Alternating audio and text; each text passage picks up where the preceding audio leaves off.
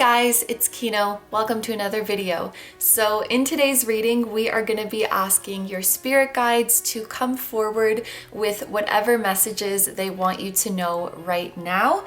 We are going to be using the tarot board today, which I'm very excited about. If you guys haven't seen the tarot board before or don't know what it is, stick around. She's beautiful and it's a really good time. So yeah, let's just hop right into it and show you the options that you have. There are 4 readings for you guys to choose from today. I'm going to show you each of the crystals one by one, and please pick whichever one you feel drawn to the most. If you feel drawn to more than one, please feel free to pick however many you like, because there may just be a lot of spirit guides who want to talk to you today. Okay, so let's show you a close-up of each of the crystals. Number 1 is rose quartz.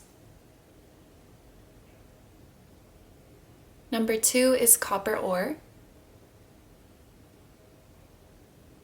Number 3 is pyrite. And number 4 is goldstone. Okay, so as always, take all the time you need to pick. You can pause the video if you need to. I'm gonna go ahead and get started with number 1. Hi number ones, so if you guys chose the rose quartz, this is going to be a reading all about what your spirit guides want you to know right now. So as you can probably tell, our setup is quite different than what it usually is. This is the tarot board that I was talking about in the intro of this video, and we are going to be using it in just a second, but I actually want to start off this reading by shuffling and pulling a few cards from this tarot deck, and I want to see if we can figure out the identity of the spirit guide or guides who are coming through today to give you this message. So we're going to start with that. Oh wow, okay.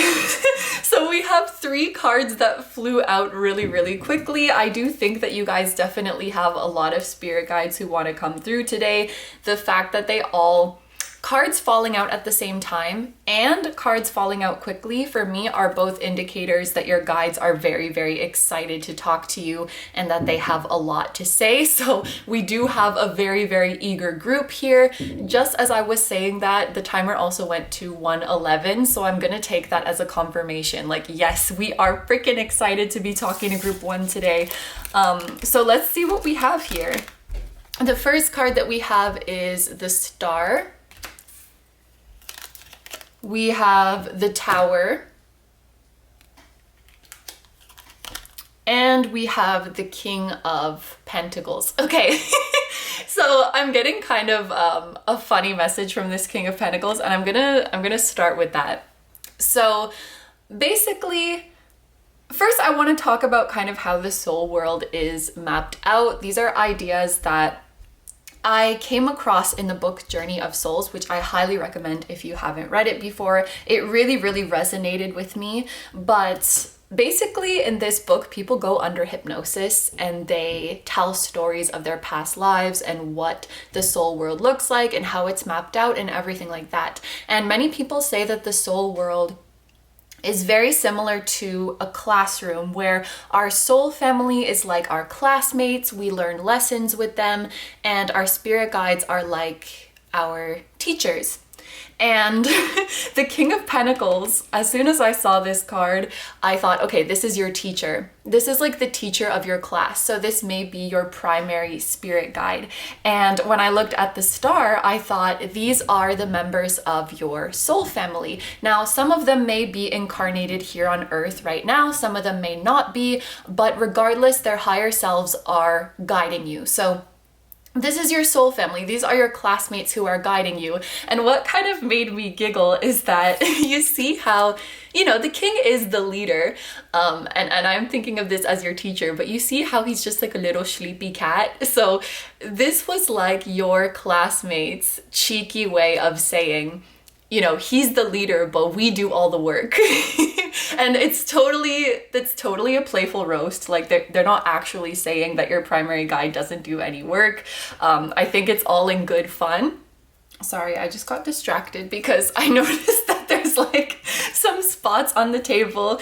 This table has all kinds of stuff on it, especially candle ashes. And I don't know if you guys have ever gotten candle ashes on a table, but when you try to wipe it off, it just like spreads even more. So if you ever see little speckles and like mess on this table, it's probably that. But anyway, it was this little playful joke where your soul family is saying like, we do so much work to help guide you and this teacher is slacking off. It's like, it's totally a joke, like it's not to be taken seriously, but maybe that's just their sense of humor. If you find that when you ask for help or messages from your guides, you don't get much of a response, they may be kind of alluding to that and laughing at that.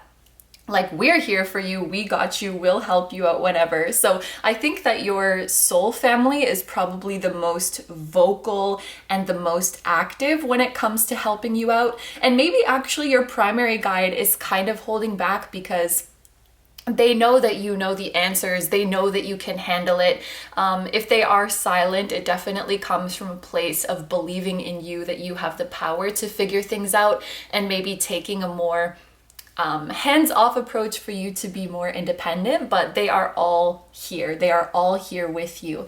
Now over here, we have the Tower. Now, what came to me when I saw this card is that this spirit guide is someone whom you lost in a shocking way. Whether that was in this lifetime or in a past lifetime, I do think that at one point you were incarnated with this soul. You guys were together here on Earth, and you lost them in a shocking way. Whether that was, you know, they just disappeared from your life, or maybe they passed on to the soul world, but it kind of feels like your time with this soul was cut short. Again, this could be your current lifetime, it could be a past one as well, but I think that you have a special bond with this soul in particular.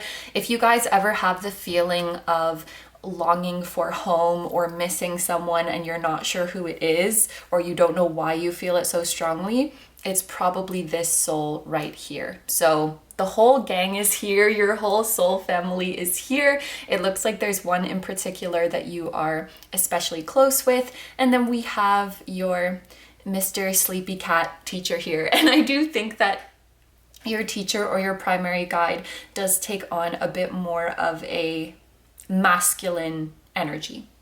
Okay, so this is who we are going to be hearing from today. So let's get into this tarot deck now. This is the Pastel Journey Tarot, which is Vanessa Samaina's newest deck. And actually, this tarot board is made by her as well. And also this rose quartz that you guys were drawn to. Everything will be linked in the description if you like these items, but let's take a look at this board now. So as you can see, this is going to be a 10 card spread. Basically, the bottom cards here will tell us about your current situation. This card in the middle, the number 5, will tell us about a divine intervention, an epiphany, a wake-up call that is then going to propel you into your future, represented by these cards. And this board does come with a guidebook, so it explains what each of the spaces represents. So we have, let's see. Okay, your current opportunities, your current obstacles, the tools that are available to you, your natural advantages. This is your wake-up call or your divine intervention, as we said before.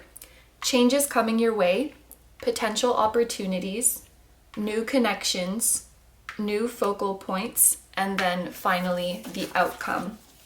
So let's get right into it with this tarot deck.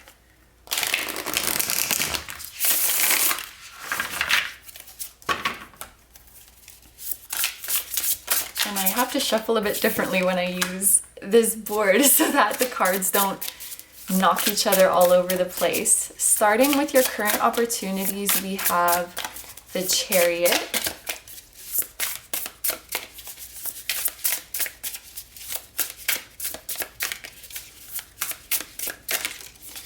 Okay. For your current obstacles, we have the Princess of Wands, which is the Page of Wands. For the tools available to you, we have the Fool. For your natural advantages, we have the Three of Swords. For your divine intervention or wake up call, we have the Five of Cups. Ooh. For, oh my gosh, this one is, I have to look at the guidebook again. Change is coming your way. For potential opportunities, we have Six of Wands. New connections.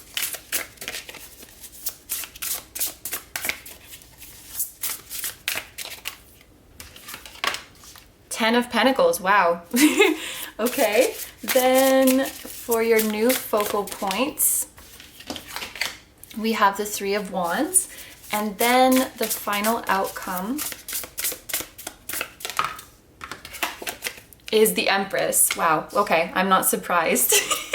Oh my gosh. Okay, so I'm gonna start here with the Chariot. And actually, let me just take a look at what zodiac signs are present here. We have Cancer energy with the Chariot.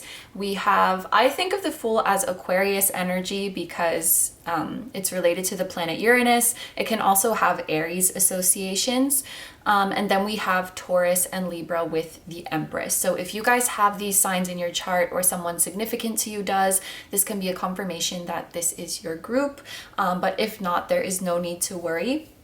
Another thing that I want to say is that I'm getting major like creative person, artist, or entrepreneur, ambitious kind of vibes, people who have big dreams, big goals. This is definitely the kind of vibe that I'm getting from this group.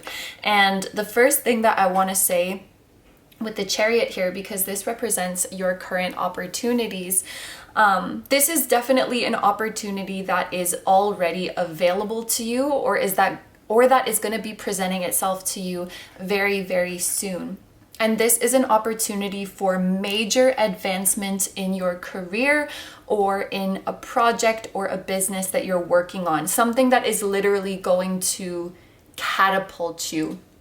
It's this feeling of you guys are going from like trudging through really thick mud to like flying through the air, soaring. It's that kind of breakthrough. This is the opportunity that is available to you. And I'm sort of getting the vibe of, you know, this is something where the potential is already there. But what we're seeing with the Chariot is that you're getting like a sudden epiphany of an inspired action to take. So this might not necessarily be an opportunity that is coming from the outside to you, but potential that just exists and is waiting for you to discover it. You know, like a genius idea that you have. This is what I'm going to make. This is what I'm going to sell. This is what I'm going to put out there. This is the strategy I'm going to use. Your opportunity is coming from within. And I think it's some kind of like, yeah, it's some kind of ingenious and innovative idea that is going to propel you forward. It's going to be something that nobody else or very, very few people in your desired field have done before and is going to make you really stand out. The Chariot, like I said, is related to Cancer energy, and this is a highly intuitive energy. And what I'm being told is like, we do have it represented as a bicycle here. So balance is a key theme, but you know, usually you would see the Chariot being pulled by like two creatures. There's a white creature and a black creature, which represents yin and yang.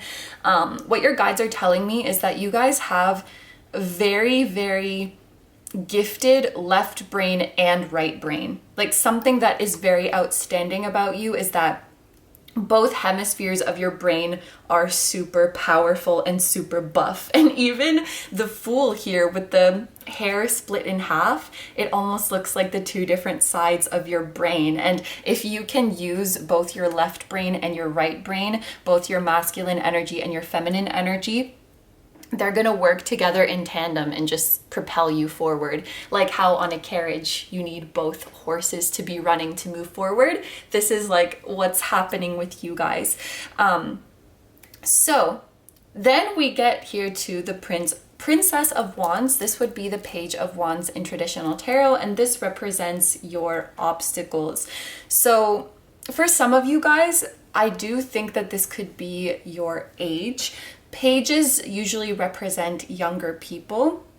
So there might be an issue here where if you guys are younger people who are watching, it could be a little bit of a disadvantage where maybe people don't take you or your ideas as seriously, or people think that they could take advantage of you. Pages could also represent somebody who just doesn't have as much experience. So it definitely doesn't have to be talking about your age. But it could be that you have this amazing idea of what you want to make, what you want to put out there, and you don't have the necessary experience to really know how that's feasible in a technical sense or in a practical sense, or maybe you don't have the resources or you don't have the connections. There's something that is like underdeveloped where your physical self has to catch up with your genius idea to make it possible. You may not necessarily have the tools at your disposal to make it a reality, and there could be some frustration there where this idea is just staying as an idea. Like, I don't know how to make this idea tangible. I don't know how to make this physical. That could be something that brings a lot of frustration, I think. Or,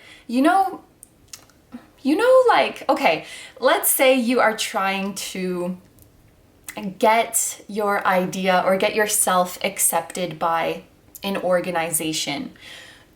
Sometimes people are very rigid and they just have it in your head. Like, if you don't have this qualification, if you don't have this many years of experience, if you're not at least this many years old, you're probably not going to do a good job. And there may be some truth to that, but it's also a flawed way of thinking in that, just because you're young, you can't be taken seriously, or just because you don't have this qualification, you don't know what you're talking about. Just because you haven't worked X amount of years, you're not a viable candidate. And sometimes it's just like, why are you so black and white about this? Why does this have to be so strict? And there might be a part of you that really just wants to be seen as an individual and have your situation received on a case-by-case basis. Like, don't judge me by these random criteria, Like, look at my potential. So there could be a bit of frustration and a bit of anger here with this Page of Wands, where you're struggling to be received, to be taken seriously, or struggling to find a practical means through which to give birth to your idea. This is kind of what I'm feeling with the Princess of Wands here. Now, the next card that we have is the Fool, which is really, really cool to me because it's like, what is simultaneously your obstacle is simultaneously your greatest gift, because the Fool is also somebody who doesn't have a ton of experience, who may not have a ton of knowledge, and they're the type of person who, I guess, wings it, or a lot of their insights just come from their intuition. But what is so amazing about this is that this is not really something that can be taught. And I often use the example of people, like musicians playing a piece on the piano or something. You can teach somebody to hit all the notes in the right order, but you cannot teach somebody to feel it. You cannot teach somebody to get in the flow. You cannot teach somebody to have that X factor or whatever it's called. And you guys have that. You have the emotion. You have the intuition, you have that beautiful, unique essence to you. And this is something that nobody can take away from you. This is something that nobody can copy. And this card is almost suggesting that your lack of technical knowledge might be to your advantage. Just using the musician example again, it's like you're a musician who doesn't know anything about music theory. So you're breaking all the rules when you make your music, but then it sounds super unique. And when you've learned theory for years and years and years, and you have all of those rules drilled into your head, you might not really think to go outside of the box. You might just follow the same formula because that's what was taught to you. But you guys have the ability to think critically and to think outside the box and to try new things, even if it's not a tried and true method. Like, you just go off the beaten path, and If anybody's saying like, actually, that's not how you do it, they're probably just jealous of your ingenuity. And I can even use tarot as an example. Like, you literally don't have to know anything about tarot to be a gifted tarot reader. You don't have to know what the cards traditionally mean. You can just look at them and go off your intuition. And sure, you might have people being like, actually, that's not what that card means, you know? And like, people say that to me all the time. Well, not all the time, but you know, you get comments like that. And it's like, it doesn't matter. It doesn't matter, because this gift is coming from your intuition. It's not coming from a textbook. So please, if you guys resonate with this Fool, please never feel like you are inferior because you don't have that book knowledge or because you're not doing it like everybody else. That is actually what makes you powerful. That is what makes you strong. That is what makes you exceptional. And I think the Fool is also talking about a connection to spirit or a connection to source. The Fool being the number 0 card, you can think of it as, you know, the major arcana that has the closest connection to spirit, because it's like the absolute. 0 is the absolute. You guys likely have, like I said, you have a very powerful brain. I think you guys also have a very open and very developed crown chakra. I think that you guys might be prone, is not the right word, but let's use it. Be prone to receiving downloads, divine insights. I don't know why this information is coming to me. I don't know what this means, but I'm just gonna act on it. You have that kind of really developed gut. Like, you just get a gut feeling and you go with it. And I just keep feeling like saying, please don't let anybody put you down for that or make you feel like you are incompetent or dumb just because you're not following the rule book. This is your greatest strength. And it's interesting too, like, this space is technically supposed to be tools that are available to you on the outside. But this is all you, really. I feel like this is all you. Now we get over to natural advantages with the 3 of Swords here. And it's interesting. It's almost like your advantage is that you have struggled. The advantage is that you have struggled. The advantage is that you have been through it. Perhaps you guys have been through some disappointments and some heartbreaks in the past that have made you incredibly resilient, that have helped you to move on and be strong in the face of adversity. Or perhaps there's something that you guys have been through that is going to be very relatable. Maybe even being this Fool like we've just been talking about for the past however many minutes, and having people underestimate you or misunderstand you or make those kinds of comments about you has, you know, put some wounds in your heart. But you are prevailing, you are succeeding. And I think that bearing your heart like this and sharing your experience, or just existing and thriving as the Fool that you are, and I mean that with so much love, I mean that in a positive way, just existing and thriving as the Fool that you are is going to validate and inspire so many other people who also don't stay in the box, who also don't follow the rule book, who also don't meet the criteria of snobby men in suits. You know what I mean? People who look like you, people who identify like you, you're paving the way for them to be valid in this world, to exist without people giving them a hard time. You're breaking some kind of mold here. This is what it looks like. And the pain that you have been through has only made you stronger. This card might be just here to confirm to you guys that any pain that you have been through is not in vain. You've not been put through any suffering just because, for no reason. It's all to teach you something. It's all to make you stronger. It's all something that you can carry with you to ultimately help others heal and to help others feel like they're not alone and that it's going to be okay. And it's really interesting that we have the 5 of Cups here in the middle, which represents your wake-up call and your divine intervention, because these cards to me are quite similar. They both talk about sadness, they both talk about heartbreak, they can talk about rejection. I think the wake-up call for you is that maybe you guys have tried to succeed by following the rules, tried to succeed by appealing to the big man, the people in charge over and over and over again, and not finding success there. Maybe you guys have been through a lot of rejection, and your wake-up call is like, if I don't fit into this system, I don't need to I don't need to use this as my route to success.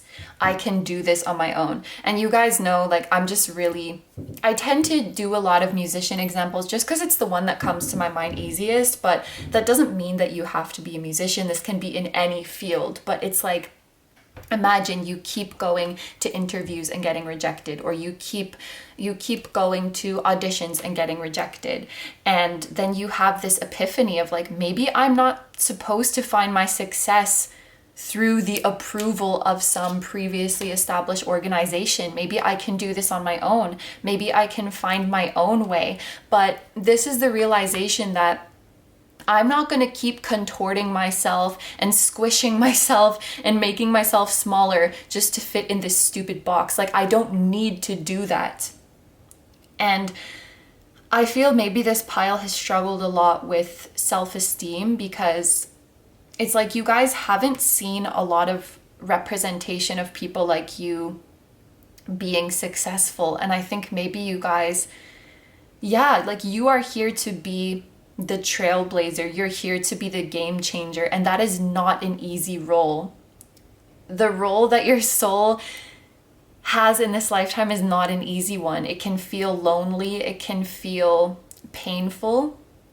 But I want you guys to remember that your soul family, your star family is out there. With this star here, maybe some of you guys do resonate with starseed energy. You feel like you are a starseed. Stars also make me think of light workers as well, or a group of souls who have a joint mission together. So that brings us to the Four of Wands, which is right next to this card. And I love to see that because the Four of Wands talks about union. This is a card that makes me think of you coming together with your community and saying like, fuck it, I'm not going to change myself to fit into these boxes and these systems that don't work for me. I'm gonna make my own freaking box. And in fact, it's not gonna be a box. It's gonna be a wide open, colorful sky where we are free to express ourselves however we want.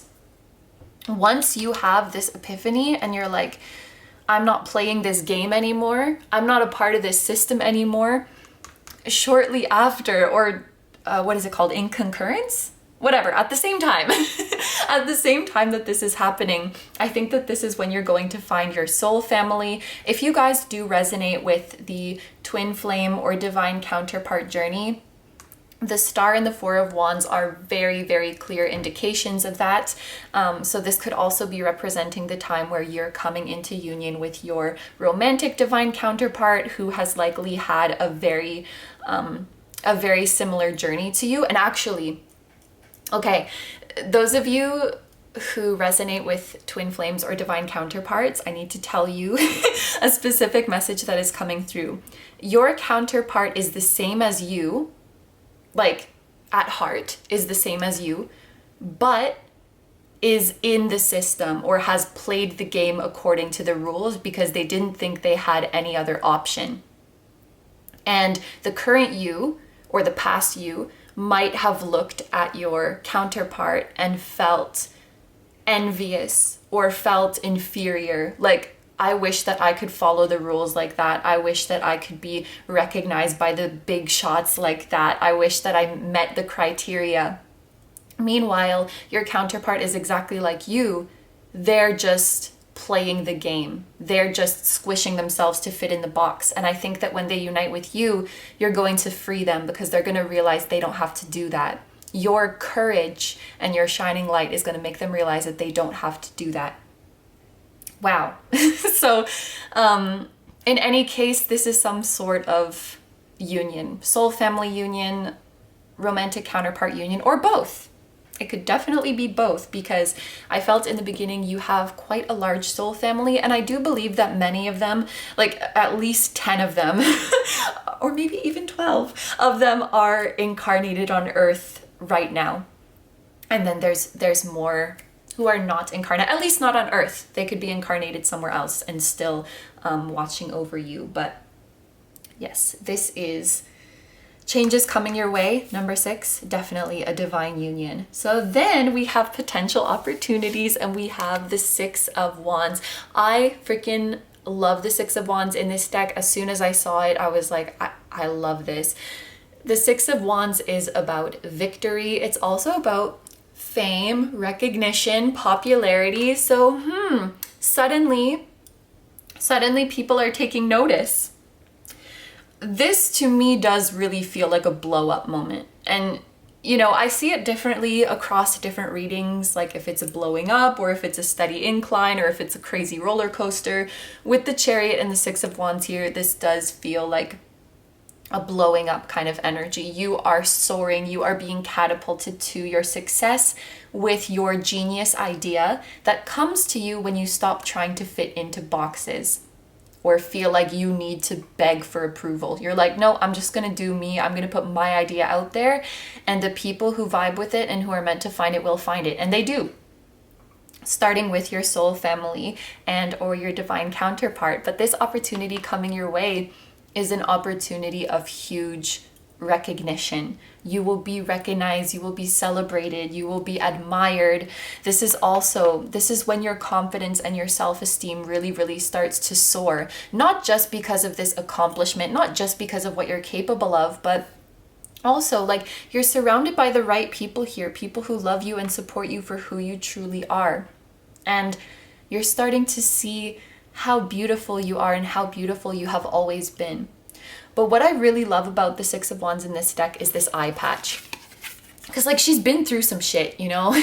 This reminds me of, you guys might know my cat paw tarot, which is like the little deck of major arcana where that's all cats. It's really cute. The Emperor is also missing an eye in that deck, and it gives me very similar vibes to that Emperor card where it's like, yeah, I'm victorious now, I'm thriving now, but you should see what I've been through. Like, I did not get here without a fight. I have scars from my battle. And, you know, this is reminding me of the Three of Swords as well. And if I'm being honest, there might be moments, and I think this is just realistic, right? There might be moments even after your big success, even after your union, where you still, I even want to say like have trauma from your past, where you still struggle to feel confident, beautiful, worthy, where those memories of the past of rejection still kind of haunt you. And I don't know if that ever goes away completely. Somebody let me know if that ever goes away completely, but you know, you're this brave warrior, but you still might struggle sometimes, and that's okay. You have your support system with you, and it's really important to be gentle with yourself and recognize that, honestly, I don't think there's such a thing as being 100% healed, 100% okay. And you'll always have those memories with you, but just remember that that vulnerability makes you stronger. And it's up to you, like how much of your painful past you would want to share, but I definitely think it would be received and understood by your soul family. And even if you chose to share this on a larger scale, there will be so many people who receive that and so many people who relate to that and who find healing through your sharing of that. So the next card that we have here is the Ten of Pentacles. This represents new connections coming your way. Really in like big letters, long-lasting connections. That is 100% what this card is talking about for you guys. Long-lasting connections coming your way. Family. Your family. This is your soul family. This is your chosen family, so to speak. I really like the dogs on this card because dogs are just the most loyal and faithful companions. Think of the best friend you could ever have. Maybe some of you guys are actually getting dogs, or you're getting new pets as part of the connections coming your way. Maybe you do have a fluffy or a scaly soulmate out there in the form of an animal companion. But yes, the connections that you're forming at this point, they are going to be connections that stay with you forever. Yeah. And these are people who celebrate your success. These are people who support you in any way that they can. They are incredibly trustworthy, incredibly loyal. You can tell these people anything, and your guides want to emphasize that they will not tell your secrets or they will not gossip about you. So maybe some of you guys have dealt with those kind of people in the past, if they're ever talking about you behind your back, it is positive stuff. And if you ever tell them something in confidence, like that's it. That's like the key is thrown away. Nobody will ever know. Like these people have your back through thick and thin. They will be here for you when you're thriving. They will be here for you when you're struggling. No questions asked. Don't even think about it. What do you mean? Like 100%. Now, this can also be indicating someone you will create a family with if that is something that you want, like have children with, get married to, all of that stuff. Or if you already have children, it could be, connections that, what am I trying to say? Like integrate very well into your pre-existing family. Like you come together and exist harmoniously as a happy family. Yes? All right. Oh, and also, I do think that you guys will be building quite a bit of abundance and prosperity together with this Ten of Pentacles. And then the final card that we have here is the Three of Wands. And this is, oh wait, no, it's not the final card. What am I talking about? This is a final card. The Three of Wands here represents your new focal points. So right away, some of you guys might be writing a book, writing a book about your experience with this Three of Wands here, or you might even make like a TV series or a play or, something like that telling your story. I feel that your story would be documented in some way, whether it's written or filmed or performed. This is the vibe that the Three of Wands is giving me. Three of Wands also makes me think of passive income. That's just like my own personal meaning that I've developed over time of reading tarot. It makes me think of passive income. I think that writing a book can be considered as that because you do the work of writing the book once, but then you can make more and more money depending on how many copies of the book sell. Or, if you're posting videos, that can be considered as passive or like scalable income as well. And I think a lot of your money that you are receiving is going to be like that, where it's like you do the work, but then it can make more and more and more and more money depending on like how much it is engaged with. That's the vibe that I get from this. Three of Wands can also be talking about expanding globally. So for example, let's say you've opened up a shop and it's doing really, really well. Maybe you're opening up new locations, or maybe you're going on tour or something like that, where at first you were just, doing your activities in your city or in your state, and now maybe you're doing like an overseas signing or performance or conference or workshop or whatever it is. You're expanding geographically, or maybe this is a point where you are thinking of setting up a base in another place, like you have a base at your home city and you have a base somewhere else. You're expanding. Yeah, that's what I want to say with this Three of Wands. And then the real final card, and this is so cute. It looks like the Empress is lying down and a cat is sitting on her. There's something for you guys about companion animals, and even oops, I dropped him on the floor. Your primary guide is coming through as a cat. So if you ever have animals, especially cats, behaving in a noticeably different way or in an unusual way around you, that might be your primary guide coming to say hi. But yes, the Empress. If you guys know tarot, you know the Empress is that bitch. She can do anything she sets her mind to. She's incredibly abundant inside and out. She is incredibly beautiful inside and out. She is incredibly generous and loving. I'm totally seeing this as you guys just having so much love in your heart, having more abundance than you could ever ask for, being able to freely manifest whatever comes to your mind. I think that a lot of you guys, when you reach your abundance, you will be giving back to your community. And you're like a loving, people will see you as like an older sibling or a mommy or a daddy. You know how it is when we call when we call our like the figures we look up to like mom, or those are my parents. I feel like that's the kind of vibe that you guys will have just so incredibly loving and abundant. So let's take a look at your oracle cards now to get the final messages and advice from your guides. Oh, the first card that we have is peace. And oh my gosh, I'm just remembering I wanted to read from the guidebook because this is the first time I'm using this deck, but I left the guidebook in another room, so I'm gonna go get that. Ooh, when you like leave the room and come back, you can really smell the candle. It smells really nice. Okay, gonna pretend like I'm not out of breath from running to the other room.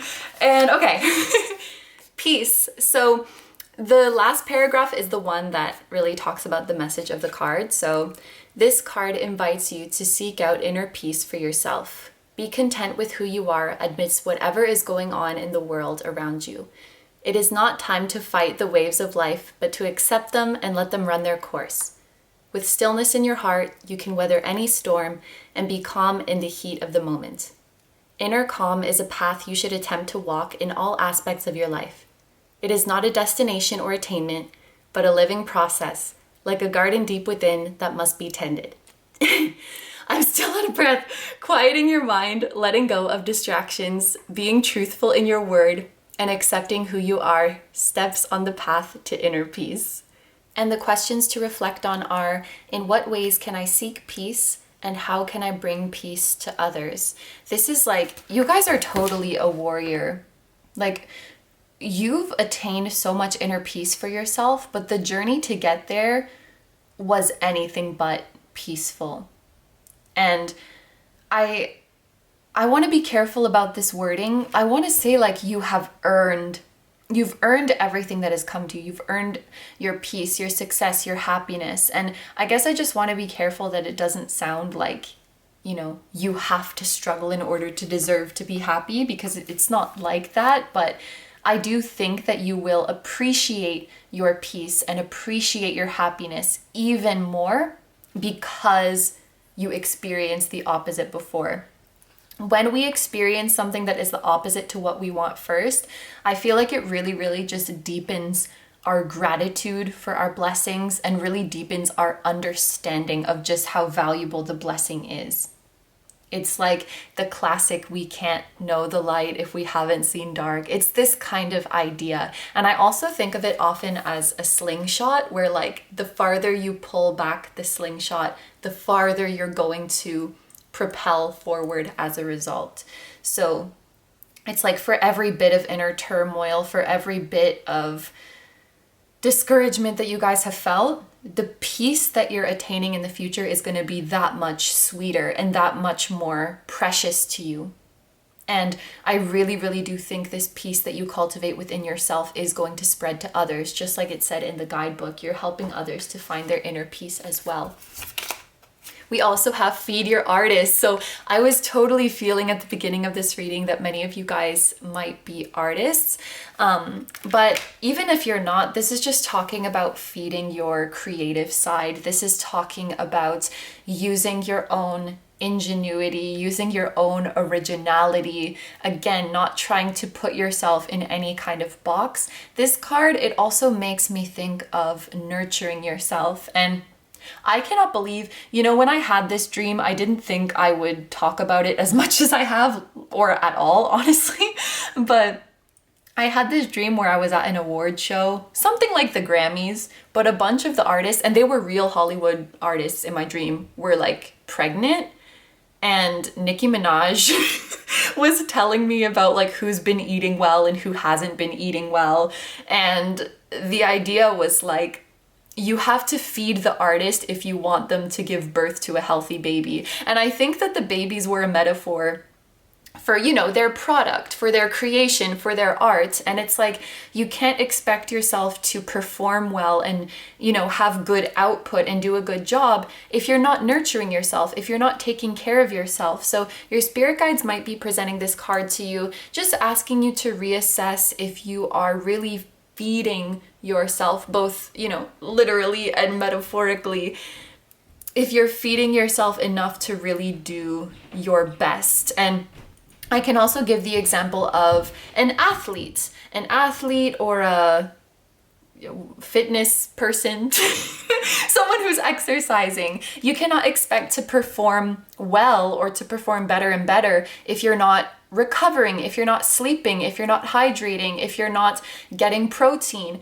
You have to feed yourself to do well. It's not fair to expect yourself to just output more and more and more without that nourishment. So I think that that's what this card is talking about. Then we have, there is no beginning or end to growth. You are forever expanding. Woo! I love that because there's been so many messages throughout this reading of you guys expanding. And I often feel with this card, it's just a reminder that it's not accurate to think of our journey as like a point A to point B, and when we get to point B, we're finished. And this card also makes me think of, don't postpone your happiness, or don't wait to feel proud of yourself. You know, like, I'll be happy, I'll be proud of myself, I'll be confident when I've reached point B. Point B is an illusion, because once you get there, there's going to be another point B. And that's not a bad thing, it's a good thing. There's always somewhere to go, there's always somewhere to strive for, there's always room for expansion. But in the same way, there's always going to be something that you haven't achieved. There's always going to be some height that you haven't ascended to. And it's really important to not find disappointment or feelings of inferiority for what you haven't done, because you're always going to have not done something. I'm sure there's a better way to explain that, but I think you guys can understand what I'm trying to say. You deserve to be happy now. You deserve to be proud of yourself now, because you've already grown and expanded so much, and you will continue to do so. And then the final card is New Moon in Taurus with Know Your Worth. This is so freaking important for you guys, to know your worth and to not let anybody bring you down for being different, for doing things differently, for having different ideas, for expressing yourself or identifying in a different way. Know your worth, be stubborn like the sign of Taurus, and don't back down to opposition. Be fearlessly and unapologetically yourself. In terms of a time frame, the next new moon in Taurus will be, I actually know this, it's on April 30th. I actually know this. I'm not sure if it's in April 30th everywhere in the world. It might be May 1st in some places, like if you're in the Eastern Hemisphere, but yes, it's like end of April, beginning of May, so that might be a significant time for you guys, or just Taurus season in general. The upcoming Taurus season might be a significant time frame for you. And the number on here is 12. So could be like May 12th. Maybe that's an important date, whether it's somebody's birthday or the day that something is going to be happening. Oh, and 28 too. So, ooh, yeah, that makes like a window. May 12th to 28th. That might be an important window. But yes, okay, these are all the messages that I'm seeing for you guys, so I'm gonna end the reading here. Thank you very, very much for letting me do this reading for you. I hope you have a wonderful day or night whenever you're watching, and I wish you all the best. Please take good care of yourself, stay healthy. Don't forget to like, comment, and subscribe if you feel like doing that. I also have a Patreon, so if you guys are interested in seeing even more exclusive pick-a-cards where you get to choose the topic, that will be linked down below too. I'm sending you guys lots of love, sending your lovely guides lots of love, and I will see you in the next one. Bye-bye! Hi number twos. So if you guys chose the copper ore, this is going to be a reading all about what your spirit guides want you to know right now. So as I'm sure you can tell, the setup is a little bit different today. This is the tarot board that I was talking about in the intro. This is what we're going to be using to do your reading. I just wanted to say, because I just finished filming group 1 and I was watching it back, and I noticed that sometimes the camera could be quite jiggly, and I think that's because of the way that I have it set up. In order to capture the board, it has to be pretty high up and also, like, you know, right on top of it to capture it like this and to have it be at an okay angle. So I'm just gonna do my best to like not move or touch the table as much as possible, and then I think it should be okay, but I apologize if there's a little bit of jiggling in the video. So the very first thing I want to do in this reading is actually see if we can figure out the identity of the spirit guide or guides who are coming through today. So we are going to do that with this deck. I'm going to pull a couple of cards from it now. And let's see who is coming through. Okay, so first we have the Four of Cups. Ooh, so this might be a guide that you don't know yet, you haven't been acquainted with yet, or you miss a lot of their communications. And we also have the Ten of Pentacles. Okay, I'm like really nervous. I hope that the camera is gonna stay put and everything's gonna be okay. But all right, like I was saying, one of the guides who's coming through today is either a guide that has not introduced themselves to you yet, or you are missing their communications. The reason I say this is because the Four of Cups does talk about things that we are not seeing. As you guys might know, very often on this card, we will see somebody who is staring at the cups in front of them. There is a hand coming in the side of the card trying to hand another cup to the person, but they're just not looking up and not seeing it. So it's kind of like this spirit guide has been like, hello, hello, trying to get your attention, and maybe you are, it's either that you're not noticing or you are maybe dismissing it. Like you're like, oh no, that's not a communication from my guide, that's just in my head, I'm just making that up. And they're like, no, I'm here. I'm here and I'm trying to talk to you. And I feel with the Four of Cups, this spirit guide would really, really like to talk to you more. And so I would encourage you guys to make an effort to get to know them, to get acquainted to them, ask them to show themselves. Or the other interpretation, if you guys do know who your spirit guide is, it could just be that they miss you. They feel like maybe you're not picking up on their messages as much. They're just trying to get your attention a lot, and I think it kind of goes unnoticed or dismissed. This is kind of what it feels like. And then with the Ten of Pentacles here, I do believe that this will be a pass-on loved one or an ancestor who is coming through. Because we have pentacles, and pentacles have to do with earth, they have to do with tangible things. It does give me the vibe of somebody who was recently a human, somebody who has been incarnate on the physical earth with you. And Ten of Pentacles does talk about family and lineage and heritage and things like that. So this was a pretty clear message to me. So, and often I would think of this as maybe somebody who has a generational gap with you. So like a parent, a grandparent, a great-grandparent. And like I said, I do think they were incarnated with you, so you likely did know this person at some time.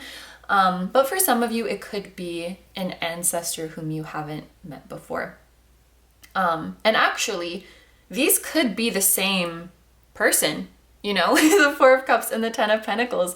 It could be that an ancestor or a pass-on loved one has been trying to get your attention, has been trying to let you know that they're here with you and you haven't been seeing it. Whether it's because you're totally not noticing it or you're dismissing it, or even, you know, if this is somebody who has passed on, and you guys are feeling grief regarding that. Grief can sometimes make it difficult to be more aware of the signs around us. So they're really coming through to be like, I'm here, hello. They want to get your attention. They want to talk to you more. I will say, when I was shuffling this deck, the energy felt kind of cautious, almost like this guide is not really sure how to approach you or how to get your attention. So I really should clarify that this is not like your fault, or, you know, you did something wrong to not notice their signs. It may just be that this guide is kind of like new to this, especially if it's somebody who was just incarnated and they're back in the soul world and they're like, I want to talk to this human, but I don't know how to get their attention. They may just be trying to figure out how best to communicate with you, what signs work and don't work for you. So it's definitely just not, it's not all on you is what I'm trying to say. And you can definitely communicate to this guide and let them know, If you can send me XYZ sign, then I'll know it's you. Like, let them know how to communicate with you as well, because I know that they really, really want to. They're definitely here, but they're just having a hard time getting through. This is what it feels like.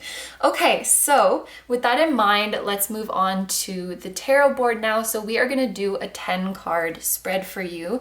Basically, this part at the bottom represents your current situation. The card in the middle represents a divine intervention or a wake-up call, which then propels you into the future, which is represented by these cards here.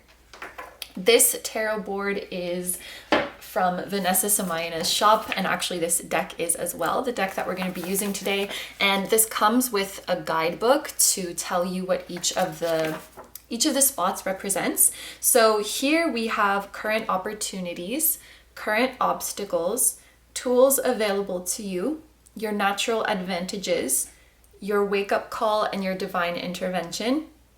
Then we have changes coming your way, potential opportunities, new connections, new focal points, and finally the outcome. So this is how the spread is going to go. Let's get right into it and see what your guides want to tell you. Ooh, all right. Let's take all of these. So for number 1, we have the 2 of Cups. For number 2, we have, oh wow, okay. For number 2, we have the Emperor. Wait, I called this the Emperor. I have no idea why I called that the Emperor. That's the King of Swords, and it literally says that on it, but something just, my brain just said Emperor. So I'm gonna remember that. I'm gonna keep that in mind. Wow, okay. So the next card is the 4 of Pentacles, which represents the tools available to you. For your natural advantages, we have Judgment. The card representing your divine intervention or your wake-up call is the Star. Changes coming your way, 2 of Swords.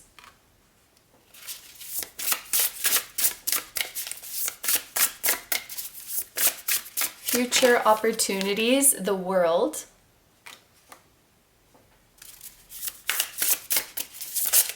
New connections. We have the Sun. New focal points is the Ace of Pentacles. And then finally, for the outcome, we have the 6 of Pentacles. Okay, so it's kind of funny to me that, first of all, it's funny to me that I thought this was the Emperor, but it's also funny to me that these 3 cards all fell out at the same time, almost as if your guides have been trying to tell you this message for quite some time, or they have told you this message. You know, with the 4 of Cups too, it's like the person who's not looking up at the cup, is it that they don't see the cup, or is it that they're ignoring it? So if this message is not something that you haven't seen from your guides, it might be something that your guides have been trying to tell you and you're being a little bit stubborn. Maybe that's why I saw the King of Swords as the Emperor, because the Emperor does tend to be a little bit stubborn and think that his way is the best way and he's not gonna budge. Maybe your guides think that you're being a little bit stubborn with receiving their messages, but they're trying to tell you about relationships. They're trying to tell you about connections with this 2 of Cups here. That's what this card is all about. A really big thing I think that they're trying to get through to you is to open up your heart, to accept help from others, to accept love from others, to be open to receiving, to be open to being vulnerable. they want you to connect with the people around you. Now, for some of you, there may be a specific person that your guides have been pointing out to you, that they keep sending you signs about, and you're like, nope, nope, nope, that's not real, that's not true. Just going about your day as if they have not shown you these signs. Or like I said, this can just be about people in general. They want you to open up your heart to the love from people in general, open up your heart to help from them. Your guides might be also encouraging you to collaborate with other people. They want you with people. They want you in energy exchanges. They want you connecting your heart space to the heart space of others, because this is one of the beauties of life. This is one of the joys of life. And honestly, we can't live without it. And with this King of Swords / Emperor, I'm going to think of it as both. This is your current obstacle and this is your current energy. Your guides are showing you to me as being in this energy of quite guarded and closed off. Like, I don't need help. I'm fine on my own. I can do it by myself. And, you know, kings and emperors are very respectable. They're very noble. It's very honorable that you have this independence. It's very honorable that you can do this all on your own. But I think your guides are wondering if you're not putting on a brave face and actually fearing vulnerability. You guys might be in a kind of, I don't know if cynical is the right word, but like not believing in true love or not trusting people, and almost like, oh, I'm above that kind of stuff. I don't need that. I don't care about love. Maybe you're the type of person to cringe at love readings or the feeling of needing somebody. And what they're saying is maybe you are kind of putting on this persona when the truth is that you are afraid of true love, of vulnerability, of trusting people, but deep down it's something that you really, really crave. And it kind of looks here like your guides are asking you to be honest with yourself and saying that you're not doing yourself any favors if you close off like this. Like, they're almost saying like this is no way to live your life, or you can't go on like this. You don't have to be so strong.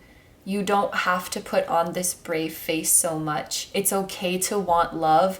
It's okay to miss somebody. It's okay to feel scared when you open up and when you ask for help, but it's really important that you do. It's okay to crave closeness and affection. And this is just me, but I think it might be good to visit where this hard shell formed, like where this hard shell came from. I know, because this is just reminding me of something that I've gone through in my past, where I was with a partner who like just did not show up for me at all. And so I became like, oh, I don't need anything from anybody. Like I don't expect anything from anybody, I mean. And, you know, I thought this made me, oh, so chill, so low maintenance, so strong, so independent, so self-sufficient. But on the inside, I was really sad. On the inside, I still wanted affection and I still wanted somebody to show up for me. And I was just, you know, I was just lying to myself. Like, I still wanted that closeness, but I put on that air of being a King of Swords or being an Emperor because I just thought that that's what I had to be to survive. So I don't want this to come across like it's your fault for becoming this King of Swords or this Emperor. But I think your guides are saying, like, don't you think it's time to address this? Don't you think it's time to look within and see how you truly feel? Because I think you guys really do crave connection and love and partnership and companionship and being like a soft, smushy, vulnerable, you know, a soft, smushy, vulnerable with people in your life, whether that's with a specific person or just people in general. So your guides keep sending you signs about partnerships, relationships, of getting closer to people, and they want you to melt your heart and they want you to open up your heart to that. And yes, that may be very, very scary, but Oh my gosh, I just I just noticed that the Lovers is at the bottom of the deck. I'm just gonna and the Four of Cups. No way. So maybe you guys are seeing it. You are seeing the messages from your guides. You're just kind of reluctant to accept it. Look, arms folded, it's like a sign of defensiveness or feeling unsafe, trying to protect yourself. When someone folds their arms like that, they're not feeling open and safe. So it's almost like Spirit is trying to give you this gift of partnership, of companionship, of divine love, and you're just looking at it like, I'm not sure about that. And this person looks really weary to me as well. Like, I'm just so tired. I don't like, do I have to go through this again? I'm gonna leave these people here. But yeah, the message is like, it's time to open up your heart to love again. This is totally what your guides have been trying to get your attention about. With the tools at your disposal, we have the Four of Pentacles here. I am totally thinking of this as divine protection, as angelic protection. That's just like my personal interpretation of the Four of Pentacles. I think of it as divine support. You guys are safe. You will not get hurt. The people who are in your life right now, or the people whom you are manifesting into your life, are people who have really good intentions towards you, people who want to protect you and cherish you and keep you safe. Your guides are saying you are the most precious treasure to them. They love you so much, and the people in your life right now, they want to treasure you. They want to hold you and keep you safe, like in this image. And I think it's really interesting that we have Judgment next to this, because this is talking about your natural advantages. And I'm taking this literally to be like, you guys have good judgment. You have a good head on your shoulders. You have sound judgment. What I could see being depicted here is when you guys were younger or less experienced, or maybe you just didn't have so much control over your life and who was in it, you may have had some experiences where you got hurt by the people close to you. But your guides are saying that you have learned so much since then, that you have matured so much since then. I feel like many of you guys are on a journey to spiritual awakening, a journey to self-awareness and self-love, and you don't give yourself enough credit of how much you have developed and matured. And many of you guys might be afraid, like, what if I make the same mistakes like last time? What if I attract the same kind of people into my life? And your guides are saying, with that kind of worry, you're discrediting like how much you've grown since then. The version of you who was in those past relationships didn't know any better, and you can't blame yourself or be hard on yourself, or, you know, say that you were foolish to get into that relationship, or say that, you know, you were lacking in good judgment. You just didn't have experience. You didn't learn yet. And you need to remember that you're in this place now where you know yourself, where you know what a red flag looks like, where you know where your boundaries are supposed to be. So maybe you guys are just doubting that. Like, have I really grown like that? Have I really progressed like that? And your guides are saying, absolutely. You need to trust your judgment enough and know that if you're feeling drawn to somebody and you're feeling like you want to open up to somebody, that's because your intuition and your judgment senses that it's a safe environment to do that. And I really, really feel for you guys as I'm interpreting this. Like, I'm really sorry that you have to go through that, because I think there's nothing scarier than feeling like you can't trust yourself and trust your judgment, feeling like you can't keep yourself safe. And your guides want you to know that through your experience and how you so amazingly handled this experience, you have learned how to keep yourself safe. You have learned how to judge. You're not the same person you were before, and the people around you are not the same people they were before. And they want you to have faith that things can be different and things are going to be different in your relationships. They will make sure of it. They will keep you so safe and sound and secure and protected, like this Four of Pentacles, and they want you to know that your judgment is on point. You guys have developed a lot spiritually in the past year or so, they're saying, and your intuition is razor sharp. Your intuition is on point, and they're saying you're a very, very good judge of the people and situations around you, whether it's through gut feelings or through your spiritual and psychic insights. You know what's up. And I wish that the High Priestess was here. Oh, here she is. I just fished in the deck and got this, so this is not like, it's not like a bottom of the deck energy or anything like that, but I want to put her here because I think that she's a very good representation of you guys. You know more than you give yourself credit for through developing the muscle of your intuition and your psychic insights, and also through your practical 3D experience. You are equipped with everything that you need to protect yourself and to make choices that will make you happy. And if you haven't, a lot of you guys have already manifested your Two of Cups, manifested your lovers, manifested your match, and your guides are giving you this green light of like, go for it, you're safe to go for it. But others of you will be manifesting this partnership or these partnerships very, very soon, because this can be like romantic in nature. It can be friendship wise. They just want you to know that the right people are coming and that you're safe, and also to not be so guarded or stubborn in opening up your heart. So now we are moving here to the star, which is the divine intervention, which is the moment of awakening. The star came out in group 1 as well. It was over here, and it was talking about soul family. It was talking about divine counterparts, and I'm sensing a very, very similar vibe.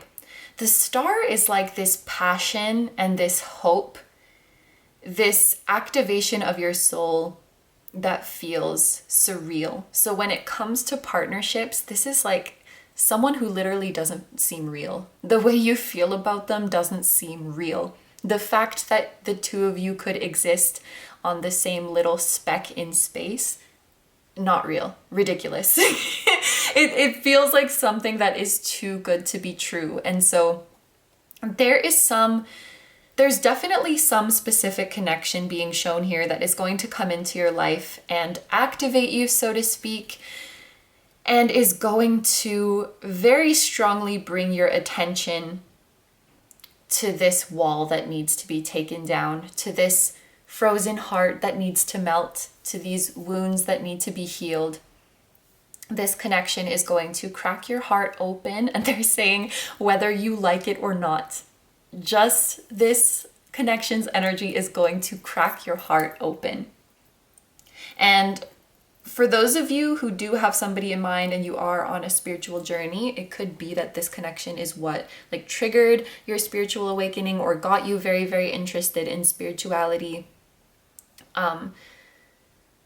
An alternative interpretation of the star, if this isn't a person, it could just be a dream of yours, like discovering your calling, which then awakens you to the spiritual side of you, which awakens you to the massive eternal being that you are. But that also scares you, because the more we love something, the more scared we can be, because we know that we gotta, judgment is about awakening and stepping up. We know that we got to step up and answer that call. And there's a lot on the line. But you cannot give this up. When you feel the star, you will never feel, like, not to be dramatic, but it's like nothing has ever made you feel like the star before, and nothing will ever make you feel like the star again. It really is like a unique, once in a lifetime kind of feeling. And once you experience it, you can't let it go. And I think it's one of these things that like you can't even perceive of what it feels like until it happens to you. And it's like you would know if you met the star. If you're wondering like, did I meet the star? Then you didn't. It's like that kind of, it's like you know, if you don't know whether you've had an orgasm before, then you probably haven't. It's like that kind of thing. All right, so let's move on to the Two of Swords. So this is changes coming your way. This is a card that talks about indecision. We have the, you know, traditional blindfold, and the swords are in a cross. This is representing a time in your life where, and I'm gonna say it is imperative. I know that sounds kind of like scary and dramatic, but it's like, it is imperative that once you've been activated by this star, you start to make decisions based on your intuition, based on what you see with your third eye rather than your physical eyes. You're entering into a time of your life where I almost want to say like the paradigm has shifted, and using your logic and reasoning to make decisions is just not going to work anymore. There is a force that is greater than all logic, greater than all reasoning, that is beyond explanation, that is going to start driving you to make your decisions. And an example that I often use in situations like this is, you know, somebody who has lived in a city their whole life. I feel like I use Kentucky sometimes, or I just use some random state. Somebody has worked, you know, in a warehouse in Kentucky for 8 years, and then one day they're like, you know what? I'm gonna move to Croatia, and I'm gonna start making sculptures. You know, this idea just comes into their mind. Obviously, that's probably not your situation, but it's like completely out of nowhere, completely random. Now, the logical part of your brain, there might be a part of you that's like, that's ridiculous. That's just a random thought that popped into your head. Let's forget about that and keep living our life. There might be a part of you who says, okay, this thought is here. Let's look into this. Let's see why I might feel this way and try to analyze. This card is saying that's not going to work. Like, that's not going to work in these situations. If you try to analyze, why do I feel so drawn to this thing? What is the reason for this epiphany coming to me? Is this reasonable or not? If you think of it like that, it's not going to work. It's just not. So it's like you gotta listen to it. You gotta listen to it and you gotta go for it. When your soul is telling you something, you have to validate it. And if you try to think about it from a 3D perspective, you're not going to get anywhere. That's kind of what they're saying. And this is like once this calling, once this connection activates you, that's kind of the new rules of your life, or the new paradigm of your life. Your guides want you, no matter how crazy it seems, no matter you have no idea where it came from, they want you to validate and look into your epiphanies and your strong emotions. Forget about the 3D, forget about your physical eyes, forget about the proof in front of you, because that's just going to make you confused. The Two of Swords is about indecision, confusion, not being able to take action. Overthinking is like literally going to freeze you or paralyze you. And that's why they say like it's imperative. It's imperative to rely on your intuition and trust what you know and trust your judgment. Now we have the World, and I just noticed this. Obviously I knew the World came out, but I was so focused on all of this stuff that I forgot about it, and I just looked up and saw it again. I gave the example of somebody moving from Kentucky to Croatia, and then we have the World, which is about travel, especially overseas travel, dealing with new cultures, dealing with new areas of education, basically expanding your horizons, going out there in the world and expanding your horizons. And this is about potential opportunities. And what's so funny, like, I feel like you guys are having this activation, you're having this epiphany. Whether you validate it or not, you are going to be bombarded with signs. And whether you listen to those signs or not, you will then be presented with an opportunity to act on it. So just to give a really, really dumb example from this person who had the thought to go to Croatia, they might start seeing the flag everywhere, or start seeing like the countries being talked about in the news all the time, or they start meeting people from there and it's really weird. And they could ignore that or not, but then one day someone's literally gonna walk up to them and be like, hey, I have this ticket to Croatia, do you want it? Like, I think your guides are gonna be really, really in your face. The more you ignore it, yeah, okay. This is... I'm starting to understand this energy more that I saw at the beginning. This is not that they don't know how to approach you. I think it's that you guys are not listening or something, or you're not acting on the messages that they're sending you. So they're trying to make it more and more and more and more obvious. More and more obvious, to the point where the opportunity is just going to be handed to you. Many of you guys, this world opportunity, like I said, I do think this is talking about you guys relocating somewhere, moving somewhere, whether that's moving companies, moving jobs, moving houses, moving continents. You are moving somewhere, you are expanding somewhere. You're being offered an opportunity that feels larger than life, that feels so much bigger than the life that you're currently living, and that honestly might be very, very outside your comfort zone. And the more you think about it, the more crazy it will seem. The more you think about it, you're like, no, there's no way I could pick up and move up to this level. There's no way I could move here with no knowledge and no experience of this place. And the more you think about it, the more you could back down. They're really stressing like it won't make sense logically, but your soul will feel really, really, really called to go for it. Now, moving up here, we have the sun, which represents your new connections. This is probably a good time to look at the zodiac signs that are present here, which I meant to do at the beginning, but it's never too late. So we have Leo energy here, we have Aquarius energy here, and I'm gonna say Aries as well, just because I thought that the King of Swords was the Emperor and I read it like the Emperor. And then we also have Gemini with the Lovers. Leo, Aquarius, Aries, and Gemini energy.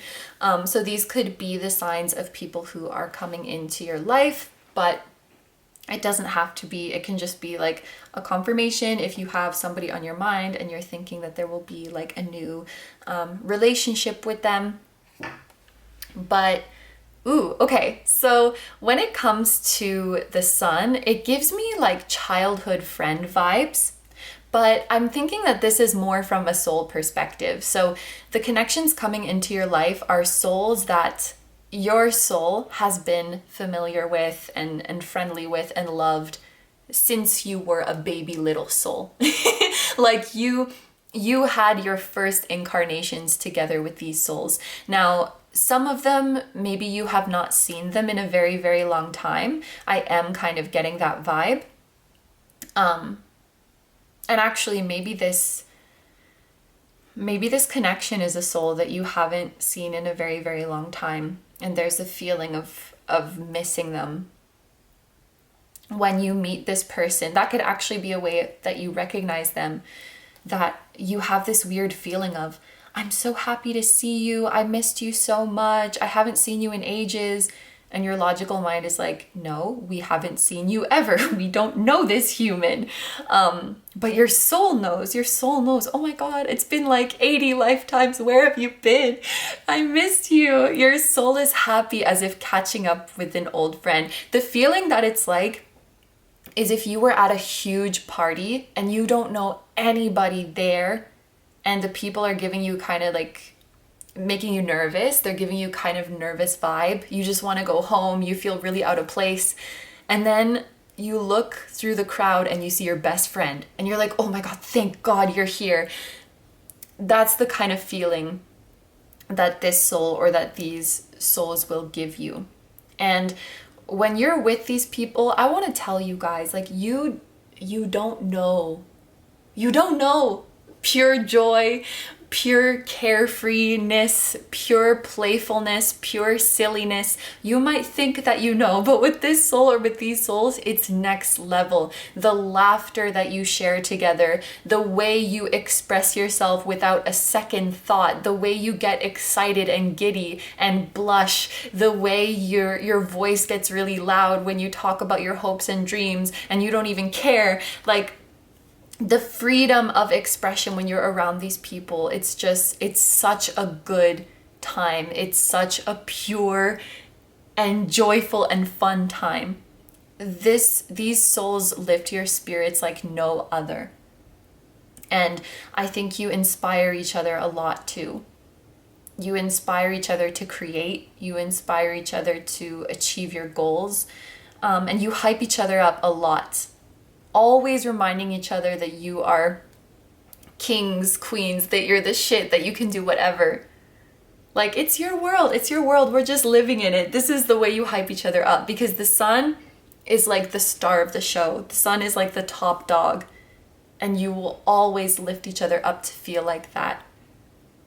I feel that there may be at least 3 souls, 3 connections that this is referring to, who will make you feel this way. 3 soul family members. So moving on now to the Ace of Pentacles, this represents your new focal points. And this, when I saw this, when it first came out, it made me think like you finally feel at peace within yourself, you finally healed, and you have all of your basic needs met in terms of your mental and emotional health, that you can finally really focus on productivity and really focus on creating abundance. I'm seeing it as like, you know, it would be lovely if we could all be super productive. It would be lovely if we could all focus on our goals and work really hard and create abundance. But some of us have crippling anxiety. Some of us have low self-esteem. Some of us need to focus to make ends meet or just, you know, survive through the day. Some of us have unresolved wounds that we need to heal. And these are like our most basic needs that we need to cover before we can think about like, ooh, I'm going to start this project. I'm going to start this business. And I'm not saying it's impossible to start new projects and focus on that side of things. But when you're struggling mentally and emotionally, it's really freaking hard. And we shouldn't feel guilty, like if we're not hustling, if we're not being super productive, if we don't have the energy and motivation to get stuff off the ground. So that's kind of the vibe I got with the Ace of Pentacles. It's like you're finally in an amazing place, mentally, emotionally, spiritually. You feel safe, you feel secure, you feel like your needs are met. Now you can focus on putting your energy into projects. Now you can focus on picking up new skills. You can focus on starting your business or whatever it might be. Now you can really be in work mode, in productivity mode, because you're fed and you're nourished. And I was talking about this in group 1 as well. Like, we can't expect ourselves to be these machines churning out more and more work and more product when we're not fed and nurtured and taken care of. So this is what I see with the Ace of Pentacles. You're taken care of now to the point where you can really pour yourself into your work and you can really start creating abundance for yourself. This, I think, is when you will see your financial situation really improving, where you will start to really see success in your work, where you'll start to feel really secure. This will also be a point in your life where if you're trying to pick up new habits, like start healthy habits, you'll really be able to continue them. Like, your days of falling off the wagon and giving up are over. This is how I'm seeing this card. And then at the end, for outcome, we have the 6 of Pentacles. I am totally thinking of this as health, balance, stability, and security in so many different ways. First, I want to say that you are united with your soulmates at this time, because we have the Two of Cups here. We had that beautiful message with the sun. We were talking about this just at the start of the reading, that you're surrounded by people with good intentions who want to treasure you, and the Six of Pentacles is even more confirmation of that. This shows a beautiful, fair, equal, reciprocated, harmonious energy exchange where you put in the effort to make the connection work and they put in the effort to make the connection work. And you both make each other feel really safe and secure within the connection. Six of Pentacles also makes me think of a healthy lifestyle and a healthy routine, because it reminds me of the sixth house, since like the sixth house is associated with Virgo, which is an earth sign, and Pentacles are also earth. That's how I came to that. But that also matches with your healthy habits, your healthy routine. You feel, this is you having your utmost shit together. This is you having the utmost balance and fulfillment in your life, and feeling like you have enough that you can give to others and be generous to others. Feeling that your cup is full enough that you can pour into others' cups. Okay, so to finish off this reading now, we are going to take a look at your oracle cards to see what additional messages and advice your spirit guides have for you. And the first one is Serenity with Lavender. And this is a new deck for me, so I'm going to read out of the guidebook. Serenity. Here it is. And it's the last paragraph that talks about the card. It can be difficult to stay calm and relaxed during the daily runaround of a stress-riddled life. This card is coaxing you to take a step back and make some quiet time in your day. You are also reminded to approach all situations with a calm and level head. There is no reason to make more stress for yourself, so take a deep breath and relax. While you may not find total inner peace, using a 5-minute mindfulness exercise to clear your headspace will help you approach a situation with a ready and open mind. Make sure you relax into a calm, peaceful state of being in the evenings so that you may get a good night's rest. And your question to reflect on is, how can I approach my day with calmness and serenity? So it looks like some of you guys are being just a little bit hard on yourselves. Maybe this is my overachiever group, my perfectionist group. I feel like you guys are hard on yourselves to hustle and to perform. I was kind of getting that vibe with these cards here as well. You need to take more time to rest and nourish yourself. And also, this is something that I've been thinking about recently. When it comes to building routines, when it comes to building structure for our life, the reason we do this is to build a routine that we enjoy and that works for us. And I think too often we build this routine that is really, really strict, almost like we are punishing ourselves. And then when we don't follow up with the routine, it's like we're lazy or there's something wrong with us. And it's like, no, the routine just wasn't enjoyable. And like, you shouldn't expect yourself to carry on doing things that you don't enjoy, that don't nourish you, that don't benefit you. That's not reasonable. Make a routine that you enjoy and incorporate relaxation into your routine, incorporate mindfulness into your routine. That's just, I would say it's even more important. No, work is very important too. It's very important too, but we tend to put too much importance on that. And it's really, really important to have the balance and ask yourself, like, am I putting this in my routine because it's benefiting me and because I like it? Or do I just think like, this is what a disciplined person does, this is what a successful person does? Make a routine that's really tailored to you and that really works for you. Okay, so the next card that we have here is the Spark of Hustle. We have hustlers here. I'm getting like hustle culture vibes. But spark makes me think of inspiration. You know, there's nothing wrong with hustling. There's nothing wrong with working hard. But when you feel the spark to do so, when you feel the inspiration to do so, I'm just gonna give this example of myself running because I think it's a good comparison.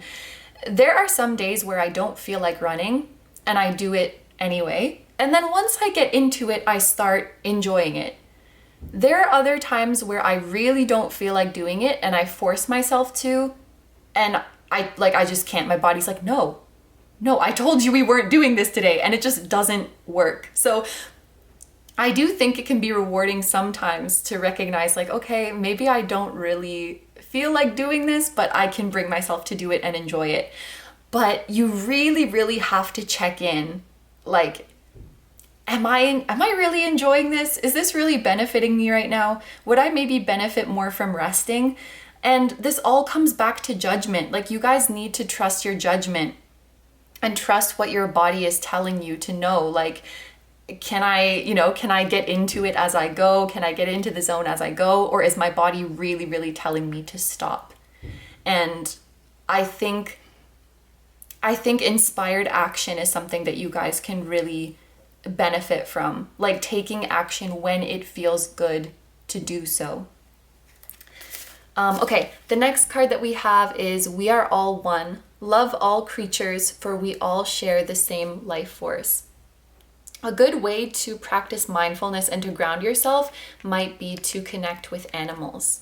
So if you guys have companion animals at home, if you can just like turn everything off. I've been doing this recently, just like put my phone down, turn everything off, and just sit with my cat and pet them and just let the time slow down. Spending time around animals could really, really help you to just come back to earth. I also find being around animals really puts my problems into perspective, because I'm like, my cat Baffy doesn't give a shit about the stuff I'm worrying about. Baffy doesn't give a shit about my YouTube channel, or she doesn't care about my performance. Like, she just wants to cuddle with me. She just wants me to rub her belly. It makes things simple again. And actually, it's really similar message to the first message. Your soul is just craving for connection. And honestly, this doesn't even have to be an animal, but just disconnecting and spending time with someone you care about, who doesn't care about all of this material and superficial stuff, and who just likes you and who just likes your presence. I think that's really, really important for you guys. And then we have the full moon in Leo, and it says go wild. So that matches with the Leo energy of the sun. I'm also noticing like we have a cheetah, I think. A cheetah here and a lion here. So cats might be significant to you guys, especially big cats. If you're seeing images of big cats, it might be a sign for you. Or if cats behave a certain way around you. Group 1 had that same message. Cats are very intuitive. If they behave a certain way around you, they might be trying to give you messages. Maybe some of you guys need to let loose a little bit with this Leo card. Maybe some of you guys are really inhibited is the word that's coming to my mind. Like inhibited and controlled, constantly thinking about, I don't want to make a mess. I don't want to act a fool. I don't want people to think this and this and this about me. Your guides want you to just let loose and let your light shine. You're very, very charismatic and you are so fun to be around, and people should see that side of you more. You guys, that's like the recurring message here, that you need to just let loose, you need to relax, you need to have some fun. Really, you deserve it. Full moon in Leo is going to be happening in February. Yes, as usual, if I'm wrong, I'll put a subtitle correcting myself, because sometimes I calculate it wrong. But if there's nothing there, then yes, the full moon in Leo is in February 2022. So if you happen to be watching this before February, then that could be an important time for you. If February has already passed, then Leo season, so like late July to late August, might be significant. And then we have the number 5 here and the number 17 here. So, actually, that could be like the 5th to the 17th of February. And I'm pretty sure that the full moon in Leo would be somewhere in that window, if not slightly after it. but interesting. So is that all the messages? Yes, those are all the messages I have for you guys, or that your guides have for you. So I'm going to end the reading here. Thank you very, very much for letting me do this reading for you. I hope you have a wonderful day or night whenever you're watching, and I wish you all the best. Please take good care of yourself, stay healthy. Don't forget to like, comment, and subscribe if you feel like doing that. I also have a Patreon, so if you guys are interested in seeing even more exclusive pick a cards where you get to choose the topic, that will be linked down below too. I'm sending you guys lots of love. I'm sending your guides lots of love, and I will see you in the next one. Bye bye. Hi, number threes. So if you guys chose the Pyrite, this is going to be your reading all about what your spirit guides want you to know right now. I cannot get over how pretty this is when you hold it up to the light. Look at this bad boy. All right, so just one thing I wanted to mention before starting with the reading. I did notice when filming pile 1 that just because of the way I have the camera set up to capture all of this, it was kind of jiggling a little bit sometimes. So I think I've figured out how to not disturb her. I just do my best not to like touch the table with too much pressure, but I just wanted to apologize in advance if there is a little bit of jiggling at any point in this video. I'll try my best. So I want to start off this reading by seeing if we can figure out the identity of the spirit guide or guides who are coming through today. So I'm going to do that with this tarot deck right here. We will shuffle this, pull a couple cards, and see who has a message for you.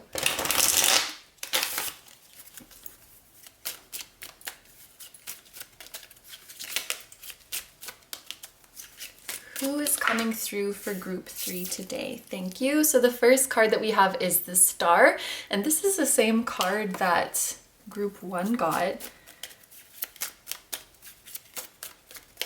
And then we also have the 3 of Cups. Okay, so this is totally your soul family. No questions asked. This is your soul family coming through today. I have a few cards in the deck that immediately give me soul family vibes, and the Star and the 3 of Cups happen to be 2 of those cards. With the Star here, you guys might resonate with star seed or light worker energy. If so, then it's very likely that this is your Star family who is coming through. It can also be, you know what? I have a feeling that these souls are incarnated right now. They are incarnated on Earth. You guys will find each other in this lifetime, or maybe you already have, but this is their higher selves who act as a spirit guide to you and who are coming through to give you this message. And I think that you guys will have some kind of joint mission or project or collaboration in this lifetime. You will work together to spread your light and to make the world a better place. I do think that these will be platonic connections because we have the 3 of Cups here. This definitely gives me a light-hearted, friendshipy kind of vibe. Kind of like a sisterhood or a siblinghood sort of energy. Soul siblings. This is how I'm feeling it.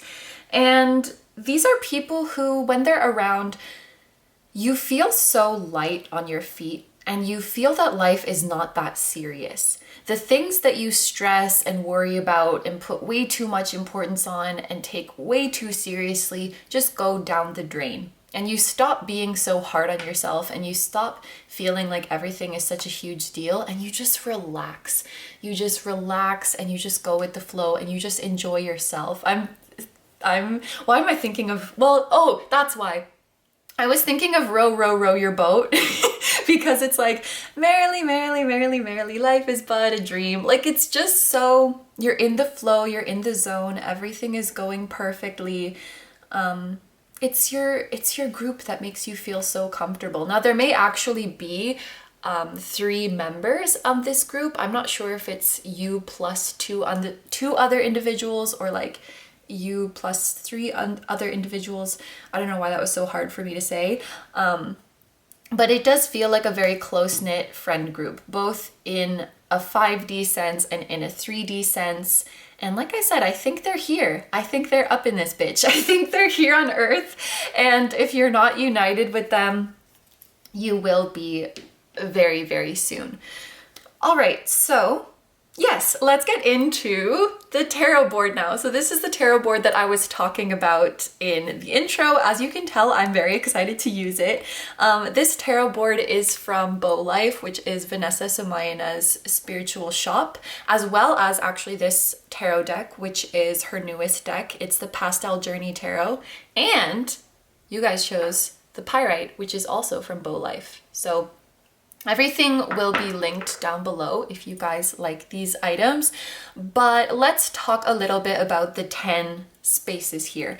Basically, these ones at the bottom will talk about your current situation. This one in the middle talks about your epiphany, your wake-up call, or the divine intervention you will have that then propels you into your future, which is represented by these spaces here. And this tarot board comes with a guidebook so that you can see specifically what each spot represents. I think I have them memorized at this point, but I'm gonna read from it just in case. So this is what we have.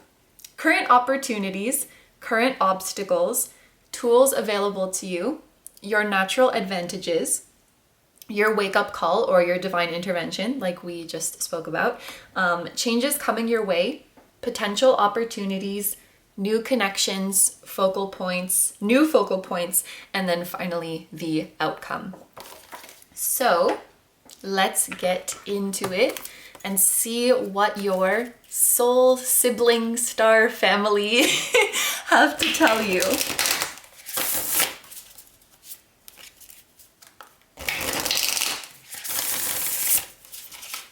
All right. Oh wait, I have to shuffle this way. My usual style of shuffling makes the cards like fly out everywhere, and then if they bump into each other, they'll get knocked out of their spot, so I have to be careful. So number 1, for your current opportunities, we have the Ace of Wands. That's nice. We have a 1 card in the number 1 spot. For your current obstacles, we have the Knight of Swords.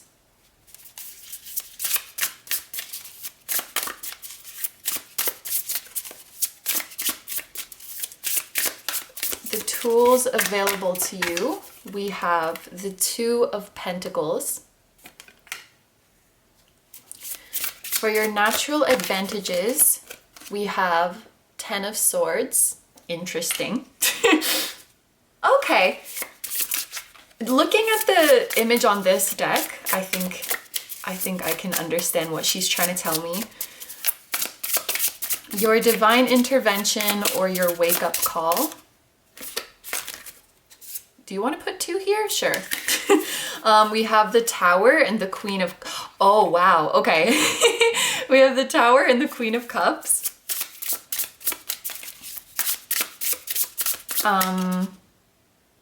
What is this one again? Changes coming your way. We have the Princess of Swords, or this is the Page of Swords. Future opportunities, 6 of Swords. New connections, the Hierophant. New focal points, 5 of Swords. And the outcome, is that 2 again? Sure, okay. Oh, both of these cards came out in the last group in the same order. So for the outcome, we have the Star and the 2 of Swords. I wonder if we're gonna see these interpreted in a similar way as it was in group 2. All right, so the message that I heard when this Ace of Wands came out is that you guys are so freaking talented. This is the very first thing that your guides want you to know. You're so freaking talented, and your talents are a divine gift. I think that you guys are meant to be a leader in this lifetime, or I should say you have the potential to be a leader, or you have the potential to be a pioneer. I can almost see you guys being the leader of like a new wave, almost being like influential to your generation. If you guys are actually, it doesn't matter what you are. It doesn't matter what you do. But for example, like if you were an artist, you might be ushering in the new wave of art, like the new style of art. Or if you're like a rapper, people are going to start emulating your flow because you're like one of the first people to do it or to really make it pop. And this can go for any field that you are in. There's something you're doing that's new, that is unique to you, that you came up with, and you are going to influence the style. And it can even be, I know I'm giving creative and artistic examples, but even if, let's say you're even in an office job, maybe the way you do administrative tasks, or the way that you organize meetings, or the way that you sell to clients, or the way that you advertise, there's something that is ingenious in it. There's something that gives it a personal touch.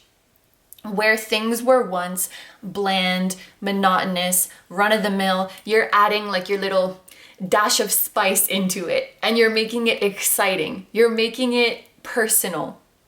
And actually, especially if you are in these more kinds of routine, very strict and organized jobs, you're bringing fun into it. And you're gonna, like, you're changing the way we do things around here by expressing yourself, by showing your uniqueness, by showing your originality. So I think the current opportunity available to you is really just self-expression. Just knowing that you're talented, knowing that your ideas are amazing, and letting yourself express them. Ace of Wands also makes me think of a very close connection to your higher self.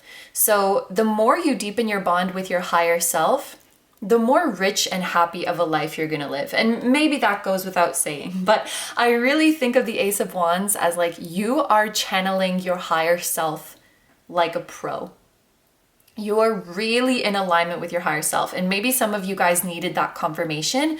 Maybe you wonder, like, are my guides happy with the life I'm living? Is my soul happy with the life I'm living? Am I in alignment with my purpose? This is a big fat yes. And I want to tell you guys, even if you are not in the environment where you feel that you can live out your purpose, start acting like the version of you want to be right now.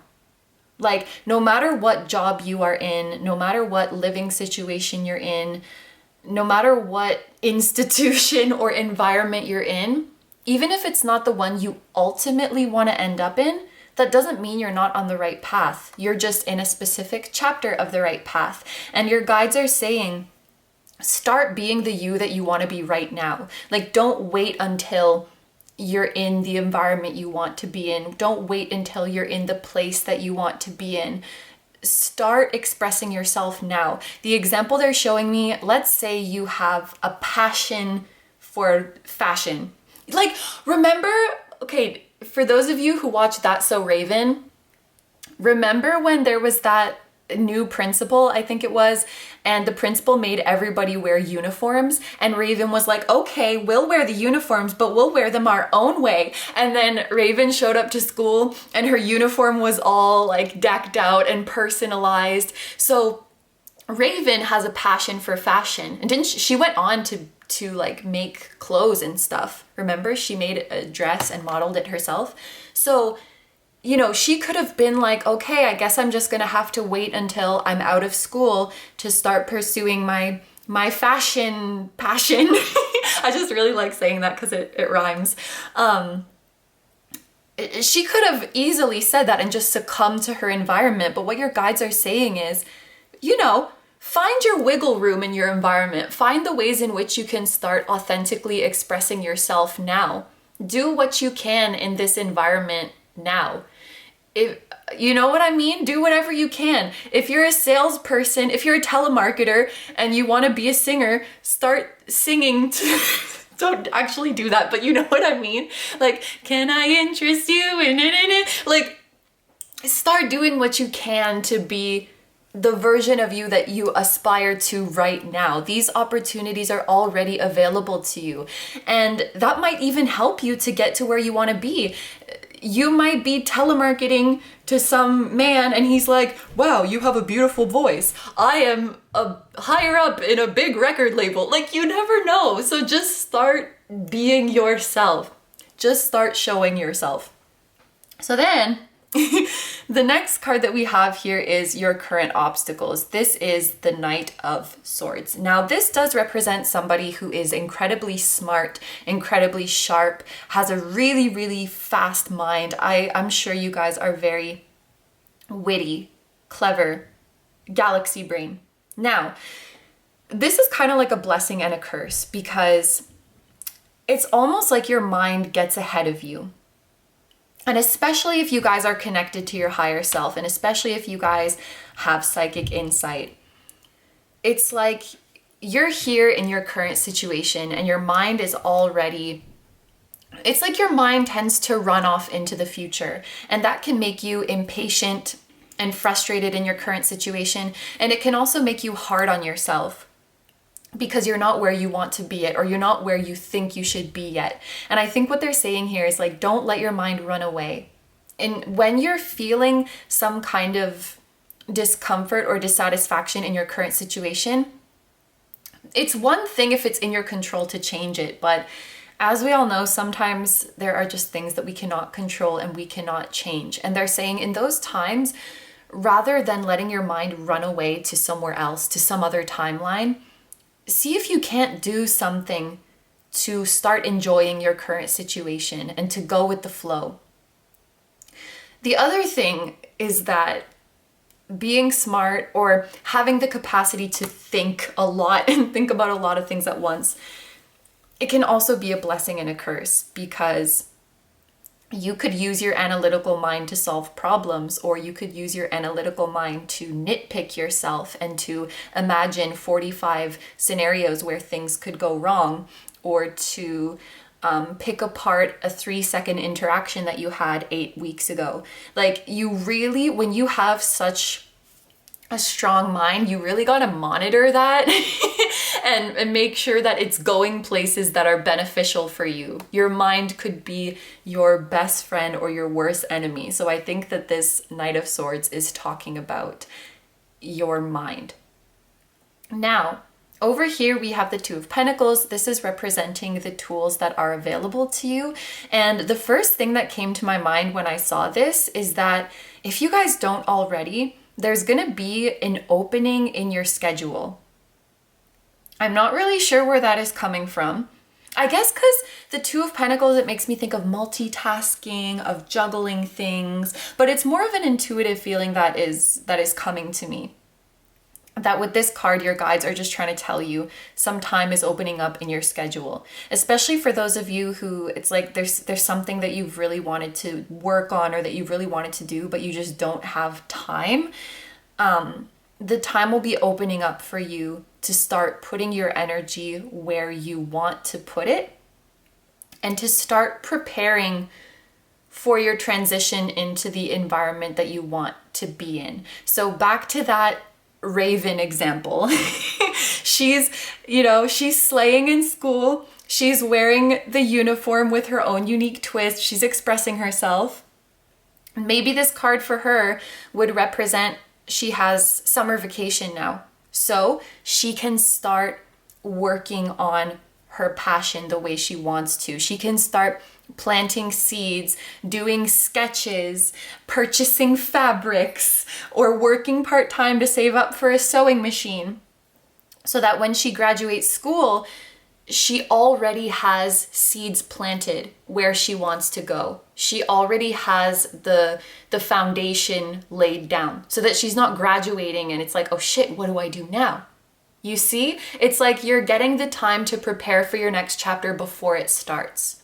So if you guys, with that being said, because free will is a thing, if you guys do find yourself with more free time on your hands, this is your spirit guide's loving suggestion to use that time to start laying down the foundation for your next empire.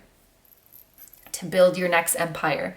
You have free will. You could spend it however you want. You could spend it watching TV. You could spend it staring at the ceiling. You could spend it doing whatever, but this is their gentle suggestion to you. This is what makes them really excited about you having this time on your hands.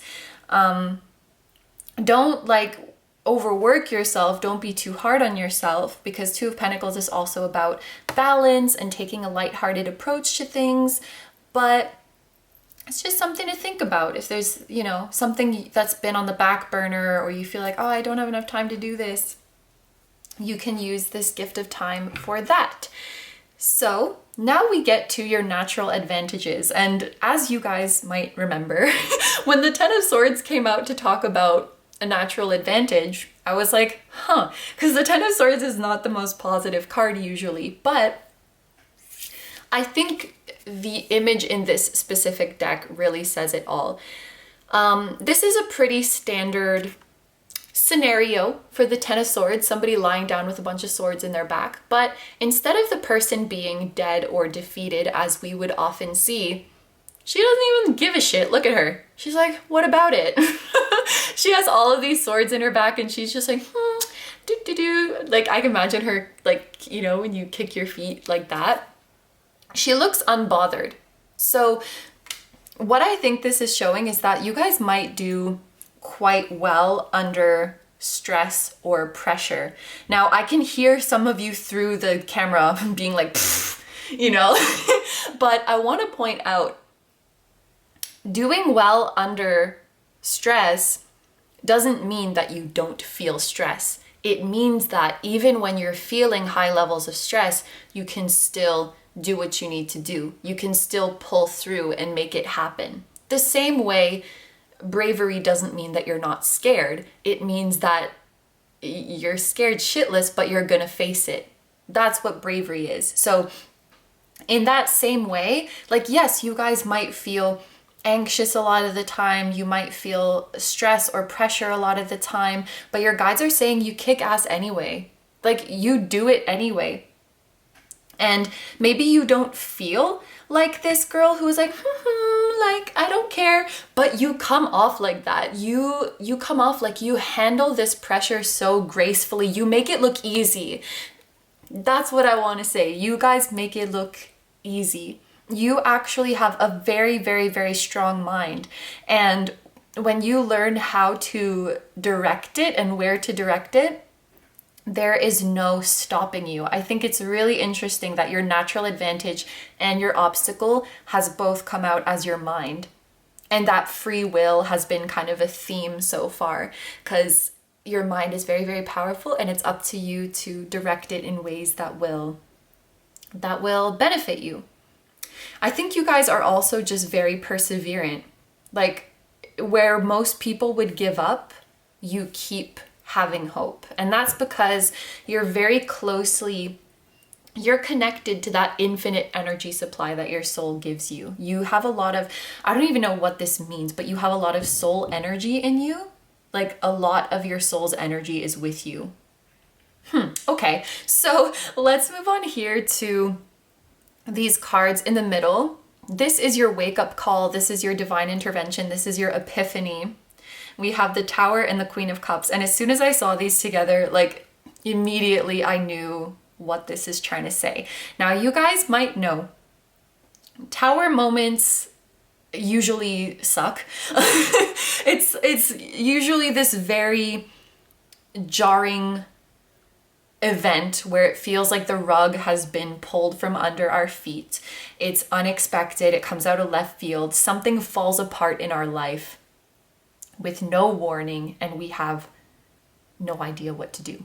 Like, where do I go from here? My house just fell apart.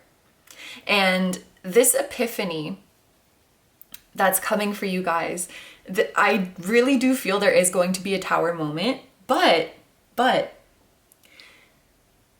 it's gonna strike you as so strange that this Tower moment happens in your life and you're not panicking. The Queen of Cups, for me, in this context, she is so serene and peaceful. And the Queen of Cups is highly intuitive. So it's like, even though it might look like things are in shambles in the 3D, your soul knows like, oh, this is all part of the plan. And because, like we have established, you guys are so connected to your soul, it's like you don't even feel the panic. But your brain is like, wait, an event like this surely calls for panic. Why am I so calm?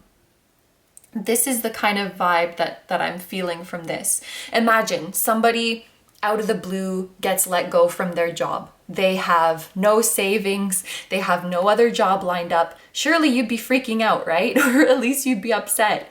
And imagine someone in this situation is just like, I know something better is coming for me. And they're just so super zen about it. And because they just feel like, okay, this was meant to happen. I know something is coming. So when you guys have a tower moment, but you feel calm, or even you feel excited, you know that this tower moment is happening because something good is around the corner, and you don't have to fight with your mind that wants to freak out. You don't have to convince yourself. You just know that this is true. That's like a huge epiphany for you guys. Like, holy shit, this is what it feels like to be connected to your higher self. This is what it feels like to be connected to your divine guidance. And for many of you, I do think, because we've just been talking about, moving from one environment to the other, this might be about like your old environment suddenly falling away, like your old job, your old studies, your old living situation, or even a significant relationship just like falling away, and you feel so calm about it. And that, I think that's going to be a really, it's going to leave a mark on you. It's going to be very impactful. And you realize, shit, I'm so tapped in right now. I'm so tapped into my divine guidance.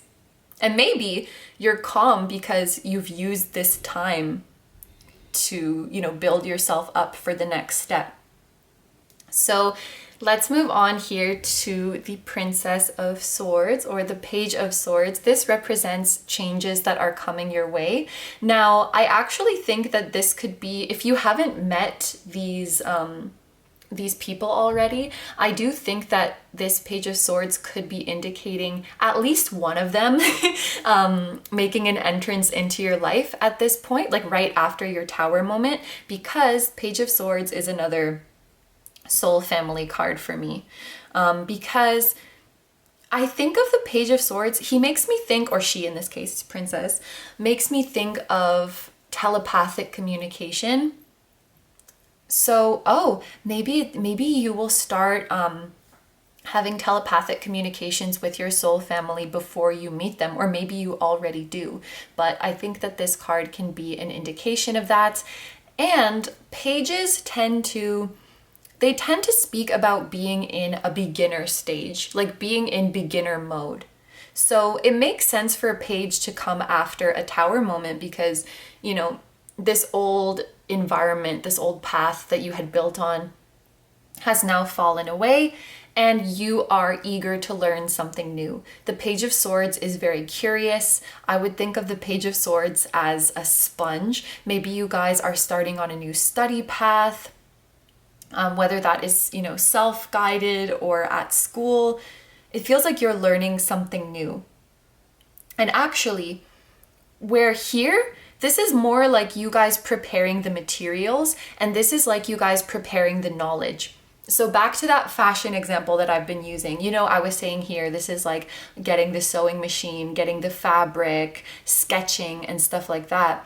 Maybe this is reading up about business, reading up about the industry, making connections. It's more of that, it's more based on knowledge and communication. It's more the mental side of it, whereas this is the more tangible side. So I think this is showing you guys, you're becoming a student again, you're becoming a beginner again, and you're learning everything that you can.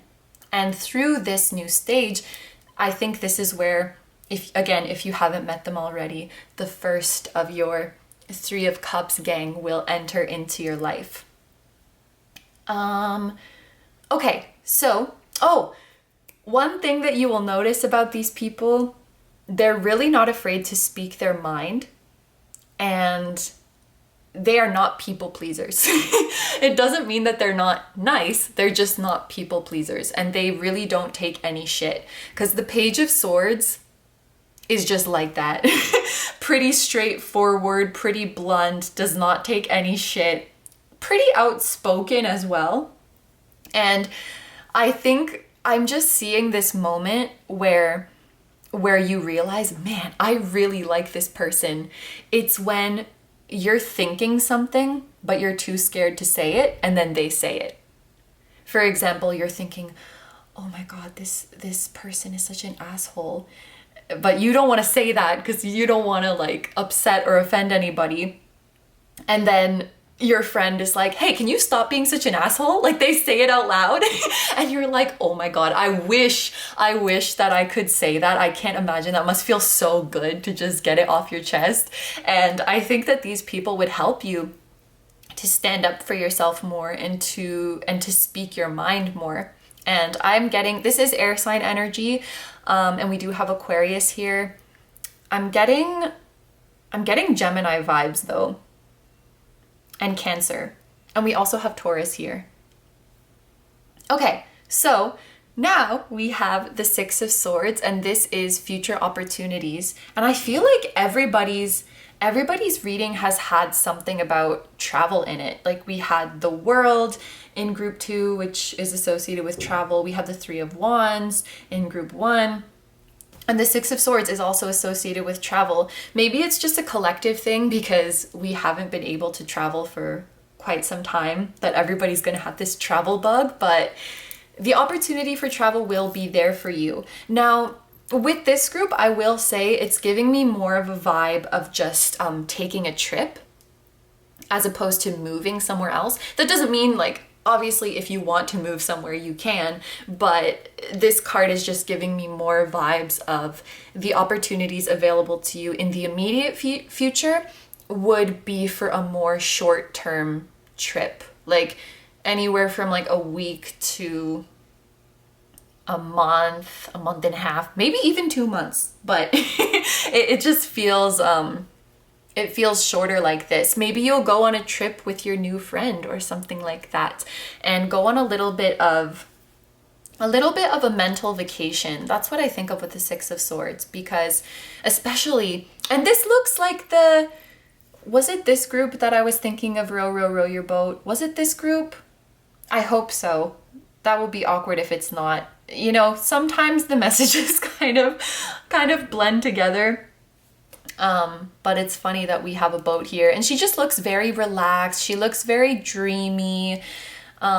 Six of Swords is a very peaceful energy, so it's kind of giving me vacation vibes. This will be an opportunity that is available to you, and when you distance yourself from your house or from your town and you go to a more peaceful environment, I think it's gonna make you really like, I can see you guys.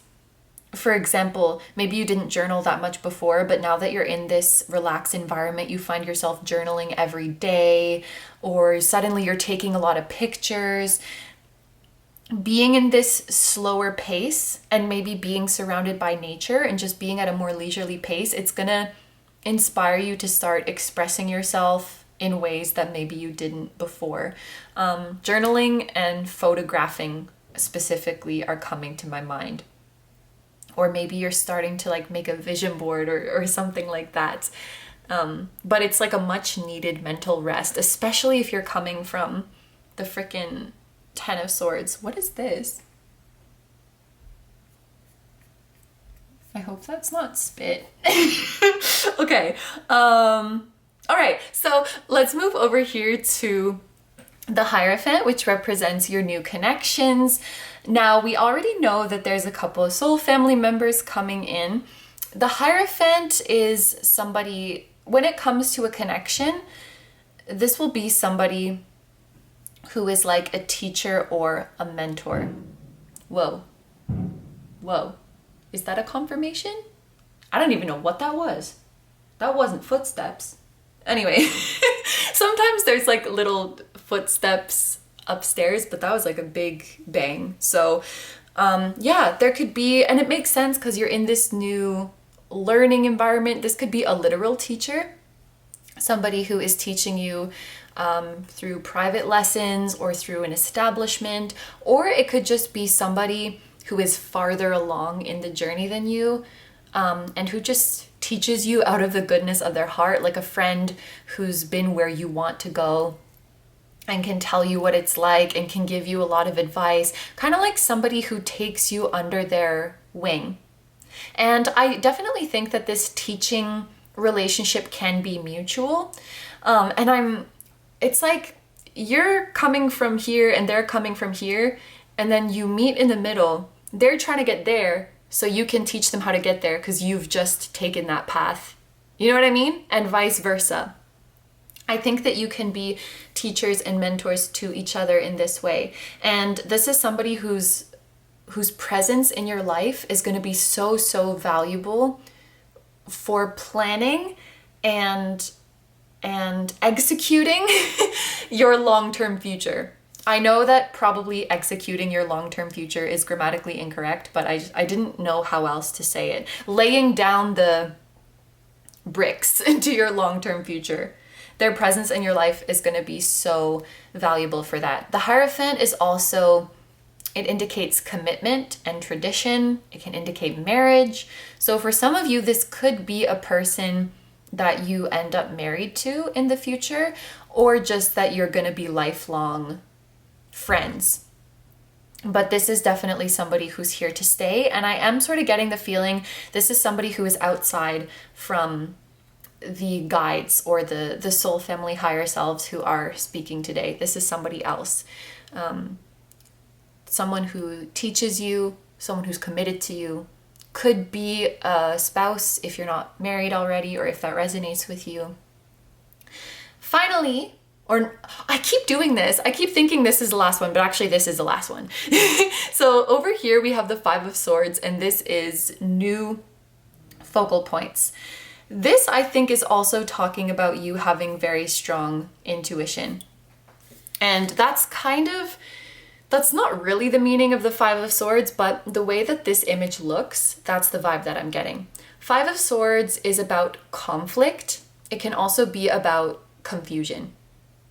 And the way I'm seeing it is like these swords represent information, thoughts, beliefs. They're all jumbled up. And then this sword at the bottom is like the one that pierces through it. I think what this is showing is you really, really strengthening your ability to discern. So in your life, as you move about your life, when you come across conflicting information, because there's conflicting information everywhere, whether it comes to nutrition, whether it comes to spirituality, whether it comes to how to run a business, whatever it might be, there's always going to be conflicting information out there. And this is you guys believing in your own judgment and your own intuition to cut through all of that and either discern this is right for me and this is wrong for me, or to say, I think that I can take a little bit out of everybody's story, because you're allowed to do that. And usually we should do that, because it's usually not that somebody is 100% right and the other person is 100% wrong. Things are not black and white like this. And oh gosh, I'm gonna try not to space out because I can feel it coming on. But if you hear 4 different conflicting stories, you might say, okay, I really resonate with what you're saying here, but I don't really agree with that. So I'm gonna take this truth with me. And you can say, I think you're an asshole, I don't like you as a person, but you have a point. So I'm not gonna fuck with you, but I'm gonna take that truth that you're saying. Or you can say, you know what, I love you, but you're wrong. I love you, but you're full of shit when it comes to this. So having that ability to think critically and to discern what idea or what truth works for you and what doesn't, and, you know, not taking an all or nothing black or white approach, you're going to be able to navigate this confusing and conflicting world like a pro. And I think it's I'm sure a lot of people maybe say this, but I can just remember Teal Swan saying this, that when it comes to finding our truth, it's less about like what is true or not, and it's more about what is beneficial for me to believe or not. Especially because at the end of the day, for a lot of things, there's not really an objective truth. You know, a lot of stuff is just based on our subjective experience. So it's more, oh gosh, I'm sorry. I feel like a space out coming on and I'm really, really trying to fight it. This just happens sometimes when I'm reading, like if there's too many guides around, or maybe I'm just getting tired, but I think you guys know what I mean with the Five of Swords. So maybe it's just time for me to move on, because I'm not about to space out for like 2 minutes. So finally, this is the real finally. We have the Star and the Two of Swords. And actually, I didn't even notice this when I was talking about the Five of Swords, but this matches really well with this sentiment. And I was talking about this for group 2 because they were like this, but they had these two cards present. And I was saying that when it comes to the Two of Swords, it's all about relying on our intuition. This person is blindfolded, cannot see with their physical eyes, because they're faced with a decision to make. Should I do this or that? Should I believe this or that? Whatever it might be. And for me, I don't know if this is like the real interpretation or mine, it doesn't matter, but for me, the reason she's blindfolded is because if she looks at this issue with her physical eyes, she won't be able to make the right decision. She needs to look at this with her third eye. And the more she weighs the pros and cons and the more she analyzes, the more confused she's gonna get. And I think that very much like mirrors the sentiment of the Five of Swords in this reading, where you really have to go with your intuition. You really have to go with what your higher self is guiding you towards. What truth is going to be, and now I have burps coming up, oh my gosh. What truth is going to be the most beneficial for you? This is the way you have to go. And so I think that you guys are coming to a place where this is second nature for you. And actually, oh my gosh, now that I think about it, this is so amazing, because at the beginning of the reading, we were getting all of these messages about you guys being huge thinkers. You know, like you think a lot, you may tend to analyze a lot, worry a lot, think about a million different scenarios, weigh this and that option, and just kind of analyze things to death, if I'm being frank.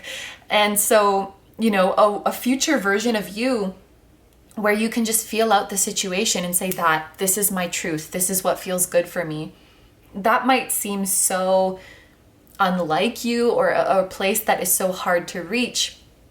And this is not to say that you're not going to analyze stuff anymore, or you're not going to think things through anymore, but it's that you're able to discern when that is beneficial to you and when it's not beneficial to you. Because a lot of the time we overanalyze stuff when it is not beneficial at all. So it's like when you find yourself overthinking or working yourself up about a decision or how to feel about something, you can catch yourself and be like, I don't think this is getting me anywhere. So instead of like getting into the rabbit hole of analyzing, you can be like, no, this isn't helpful. I gotta make this decision with my intuition. I gotta just go for what feels good. You're really becoming a master of your mind. And I love that the reading is ending this way, because this bottom row, which talks about your current situation, I think I ended it with that message of your mind is your greatest opportunity, but it could also be your greatest obstacle, and it depends how you direct it, how you choose to use it. And so to see this at the end as the final outcome, you're using your mind so artfully, so skillfully, in a way that is so beneficial to you. We love that. We love that. And I just noticed also the Star is here, which I haven't talked about yet. But the Star in the context of this reading is referring to your soul family, to your star family. They will be with you every step of the way. This can also be confirmation that you guys, okay. So You know how there's a lot of chakras? We normally talk about the main 7 chakras, and sometimes if I see, for example, the number 7 on a card, I would think, oh, this reminds me of the crown chakra because that's the 7th one. The star, the digits of the star add up to 8. So it's like the 8th chakra, or the chakra that is above the crown. This is where your insights are coming from. And I think that you guys have a star family out there. Like guides who are not from Earth, guides who are not or haven't been human, who are helping you to navigate you on this earth. You have some insight that is not from here. This is what I'm taking from the star in this case. But you know, just the plain old interpretation of the star, your wildest dreams coming true. So you're gonna have peace within yourself. You're gonna have everything you want in the outside world. Like, not even to be dramatic, that's just what the star is. It's like the future that you've been dreaming of. Okay, so let's finish off this reading with your oracle cards to get some additional messages and guidance. We have prosperity with allium. Is it allium garlic? Maybe not, whatever, ignore me. Okay, so I do have the guidebook from this deck, and I just got this deck, so I want to read from the guidebook. Oh, prosperity. I should be looking in letter P. We tend to think of prosperity as an end goal. For most people, being prosperous means to be rich or to have everything they always wanted. However, this is not always the case. This card is asking you to work toward creating a life that is full of richness. Grow yourself, your friendships, and experiences to make each year better than the last. Yearn to do better or to do more, not necessarily monetarily, but in ways that will serve others and make you happy. Learn, grow, and do things that will improve your world. If something doesn't work, don't just give up. Failure is a lesson that helps us grow faster. Prosperity comes from consistently moving toward bigger and better things. And the questions for you to reflect on are, am I prospering in life? And what can I do to increase my prosperity and the prosperity of those around me? I love that. This kind of reminds me of what we spoke about at the beginning of the reading. Like, if something is not working for you in your current environment, to do everything that you can, at least everything that is within your power, to create richness there and to enjoy yourself there. And I also think this can be talking about monetary prosperity, even though the guidebook was saying like it's not necessarily monetary. I do think that there's financial abundance in your future. And we were just speaking about how the star adds up to the number 8. 8 is a number of abundance, of success in your career.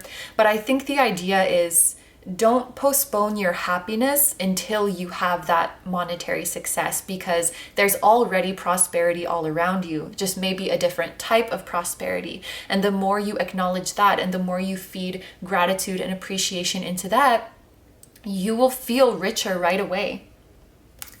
Okay, so the next card is accept and receive. There's already so many blessings around you. There's already so much for you guys to receive. And maybe another thing, the same way we were talking about your soul family who are also guiding you, the way that they will help you to stand up for yourself and to speak up for yourself, I think that they'll also help you become better at receiving. Same with this Hierophant person. I'm thinking of Point of View by Ariana Grande, and she says, I'm getting used to receiving. You know, anyway, so the next card is, are you treating your inner child with kindness, patience, and love? When was the last time you felt childlike wonder and joy? I think that if it hasn't visited you already, passion is coming to knock on your door. Something that makes you feel excited and giddy like when you were a child. And maybe for some of you, what you're pursuing here is something that you wanted to do since you were a child.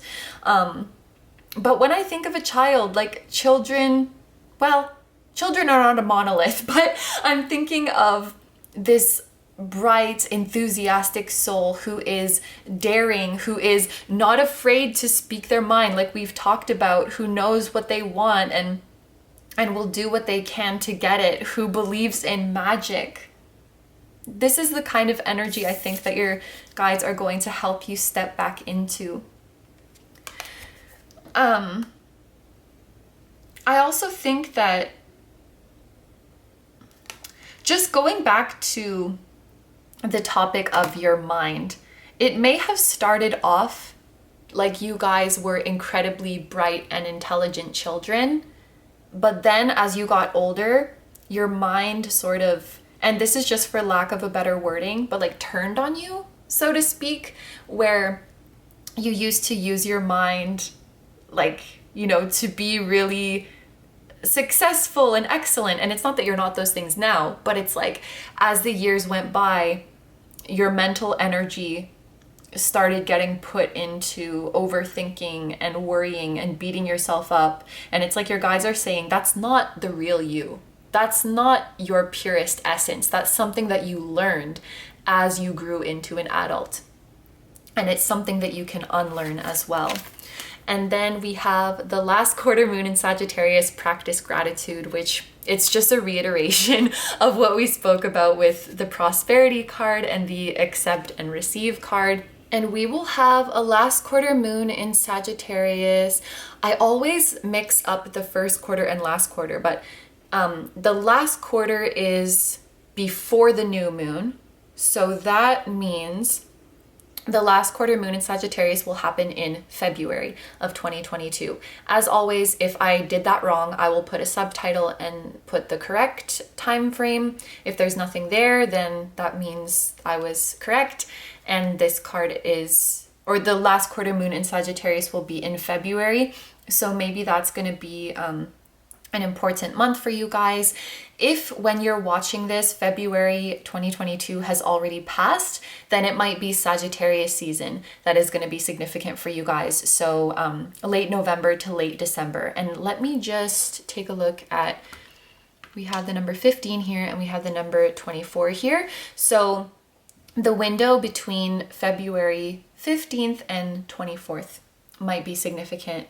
And this is so weird. I feel like in every single group, these numbers are matching up with the moon, which is really freaky because I'm pretty sure that the last quarter moon in Sagittarius would be like, if not the 24th, it would be around there because it would be a week before the new moon, which would be at the beginning of March.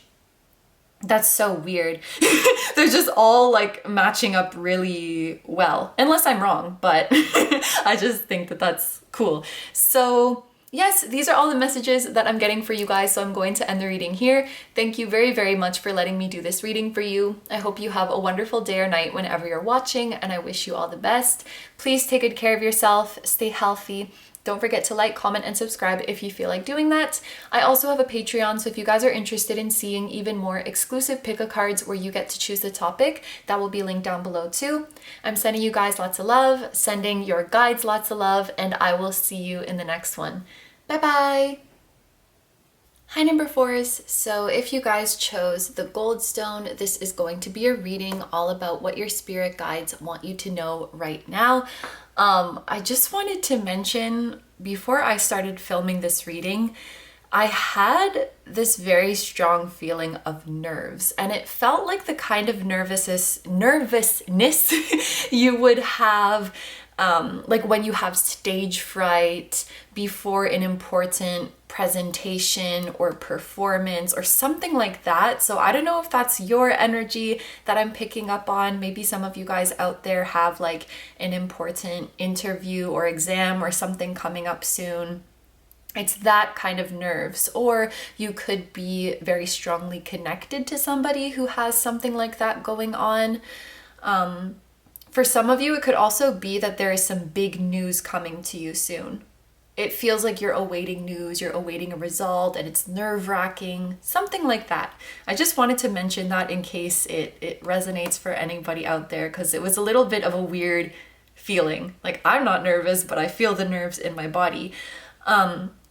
Another thing I just want to mention before getting into it, I feel like I'm pretty good at it at this point, but it was especially bad in group 1 where I was making the camera shake because I was touching the table too much. The way the camera is set up, it's pretty high up and it's hanging like right over the top so that it can capture all of this setup. So I apologize in advance if I make it jiggle a little bit at any point throughout this video. I will do my best. So that's all.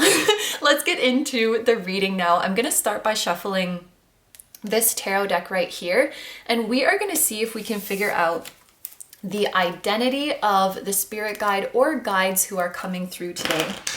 See who is coming forward with these messages for you. So for group 4, okay, we have some people fighting, fighting for the podium, I guess you would say. You probably have several guides who are trying to come through right now, maybe to talk about different things. And so there feels like there's a little bit of conflict. All right. How many is that? 1, 2, 3. We have, so this is the Knight of Swords. Then we have the 5 of Pentacles. And then we have the Devil. Okay. Oh, that's funny because we were talking about maybe there are some guides that are, what's it called? That are fighting for a spot to tell you the message. And then this is like a creature with 2 heads that are facing in different directions. So it kind of reminded me of that. But I'm gonna start with the 5 of Pentacles because this is the one that is coming through the most clearly to me. One of the souls who is coming through, and I do think this is a soul who is guiding you, it is the higher self of somebody who is incarnated on Earth right now, but who is not in your life.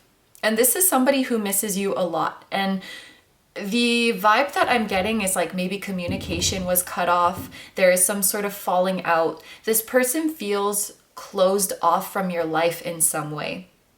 This person really feels your absence. Now, from a soul perspective, you guys are not apart. You guys are never apart. And I feel like their higher self is very much with you, even when their 3D self is not. And for the lack of communication that you have been receiving from this person, it feels like their higher self is really, really wanting to come through to tell you that they miss you and to tell you how they're feeling. And they want you to know that even the 3D human misses you a lot. So that's the very, very clear message that I'm getting from the 5 of Pentacles.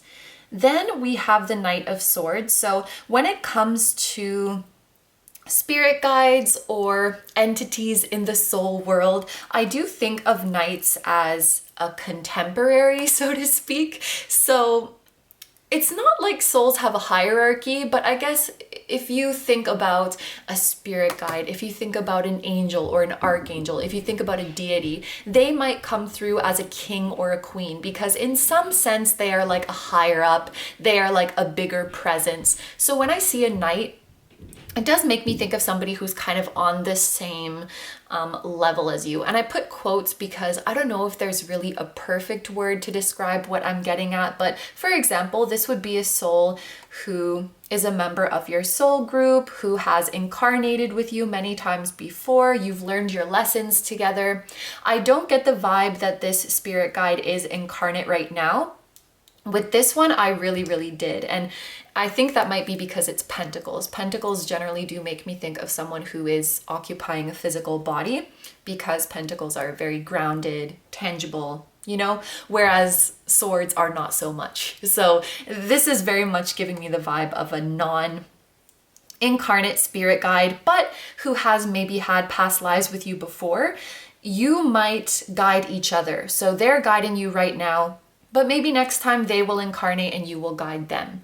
So this kind of feels more like a friend rather than somebody who is above you, if that makes sense. And the way that they talk to you It will be like they are talking to a familiar. I think that this spirit guide would talk to you in a very casual tone. They might have a very good sense of humor, and they will communicate the most to you through words, as opposed to images, as opposed to visions, as opposed to sounds. When you're getting messages from this spirit guide, it will likely be, for example, words in a book, words on a billboard, words in a social media caption, words that are spoken on the TV. It's very concrete. They communicate to you in concrete phrases, words that jump out at you. And then we have the devil, which I'm gonna be honest, I want to pull a clarifier for this one, because usually the devil I would think is your ego, but I'm not sure if that qualifies as a spirit guide. So let's see what's going on with this devil. Or maybe because we talked about conflicting messages, like two entities who are battling it out. Oh, okay. Never mind. I don't need a clarifier. Sorry. This is a spirit guide who will be very, very difficult to hear, and whose messages will be very difficult to receive if you are in your ego, if you are operating in a state of fear, if you're being hard on yourself. This is, okay. You guys are mistaking your ego for your spirit guides. So when you are disappointed in yourself, you're thinking, my guides are so disappointed in me. When you're mad at yourself, you're thinking, my guides are mad at me. And actually, this may very well be an angel who is coming through, and they're saying like, oh my gosh, my love, no way. I would never speak to you in this way. This is your fear. This is your ego tricking you. This devil, so to speak, is tricking you into thinking that it's your divine guidance talking, but that is nothing more than your fear-based thinking. And as long as you guys have this devil on your shoulder, as long as you guys are being hard on yourselves, operating from fear, focusing heavily on material things, letting your insecurities take over, it's going to be really, really, really hard to hear the loving messages, or to believe the loving messages that this guide has for you. Yes, I think that this is an angel. And if you want to hear the messages from them, it's really, really important that you work on self-love. It's really important that you work on discerning. This is not a constructive thought for me. This is not a kind thought for me. This belief is not helping me. You guys might be in the habit of punishing yourselves quite a bit, or feeling like you're on the wrong path, feeling like you're wrong. And this is not the way that your guides would see you. This is not the way that your guides would treat you. And I think that's the two energies that I felt fighting in the beginning. It's like your guardian angel wants to give you so much love, wants to give you so much reassurance, and your ego is like actively pushing it out, like doesn't feel worthy of that kind of unconditional love. Or there's a part of you that exists within you that is feeling that way. Okay, so let's move into this tarot deck now. We are going to do a 10 card spread on this tarot board. This is, of course, the tarot board that I was talking about in the intro of this video. This is from Bow Life, which is Vanessa Somaina's shop, as well as the tarot deck we're going to be using today. This is her newest deck called The Pastel Journey. Everything is going to be linked in the description if you guys like these items. But, oh yes, I need to tell you guys, what each of these mean. So basically, these cards at the bottom represent your current situation or your foundation. This card in the middle will represent your wake-up call, your epiphany, your divine intervention, which then propels you into the future, which is represented by these spaces here. And this tarot board does come with a guidebook to tell you what each of the spots represents. So here we have current opportunities, current obstacles, available tools, natural advantages, your wake-up call or divine intervention, changes coming your way, potential opportunities, new connections, new focal points, and then finally the outcome. So this is the spread that we're going to be using. All right, so for group number 4,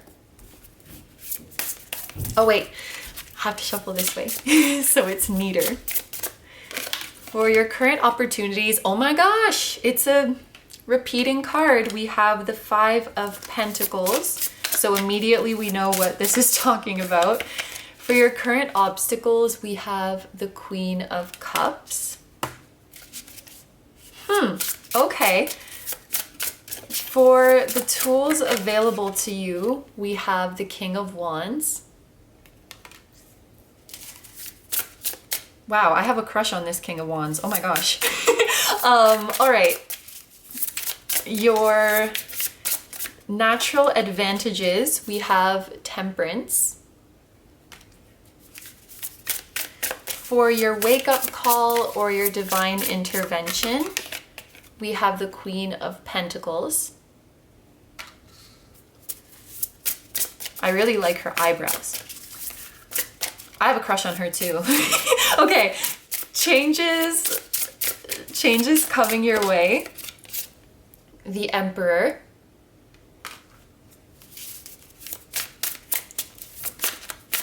Future opportunities.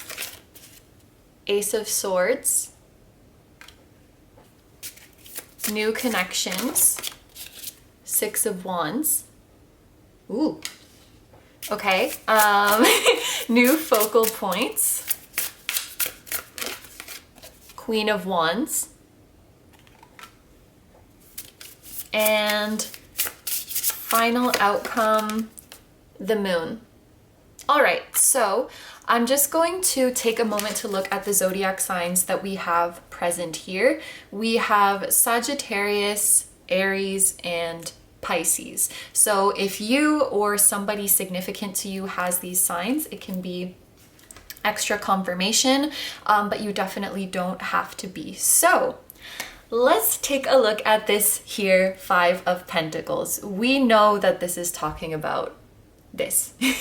So like we spoke about, this soul who is coming through, or one of the souls who is coming through, is somebody that you are not in contact with right now, but who misses you very much. And maybe you guys miss this person as well, because what I'm seeing here, this is coming up as a current opportunity. And I think what this is saying is that there is an opportunity to repair things with this person. There is an opportunity for a reunion with this person. Those of you who chose this group, like if there is not a crumb in your being that wants to reunite with this person, I wonder if this would be the right pile for you, because it does kind of seem like your guides are encouraging a reunion, because your guides can see that you both want this deep down. I guess what I could say is that maybe there is a necessity for a reunion just so that you can get closure, just so that you can get some answers, and then you can peacefully move on. But it does feel like there is some unfinished business here, and that's why this person's higher self is hanging around you so much and trying to communicate with you so much. That I will just say that. I really think this 5 of Pentacles is talking about an opportunity to mend things with this person. And it's really interesting. You know, we spoke about Pentacles being grounded in the 3D. Next to this, we have Cups. Cups is more in the emotions, more in the inner world, more in the soul world. And it's interesting that the Queen of Cups is coming out as your obstacle. What this is showing me is that you guys are highly psychic. You're highly psychic, you're highly intuitive, and you're highly tapped into the soul world. Obviously, this in itself is not an obstacle. This is an amazing and beautiful gift that you guys have.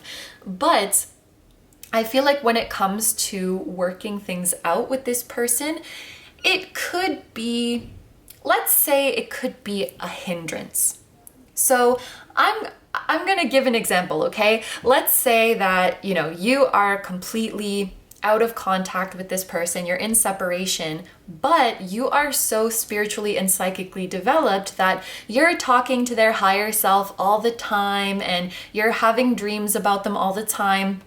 You're sitting down and having tea with them in the astral and working things out.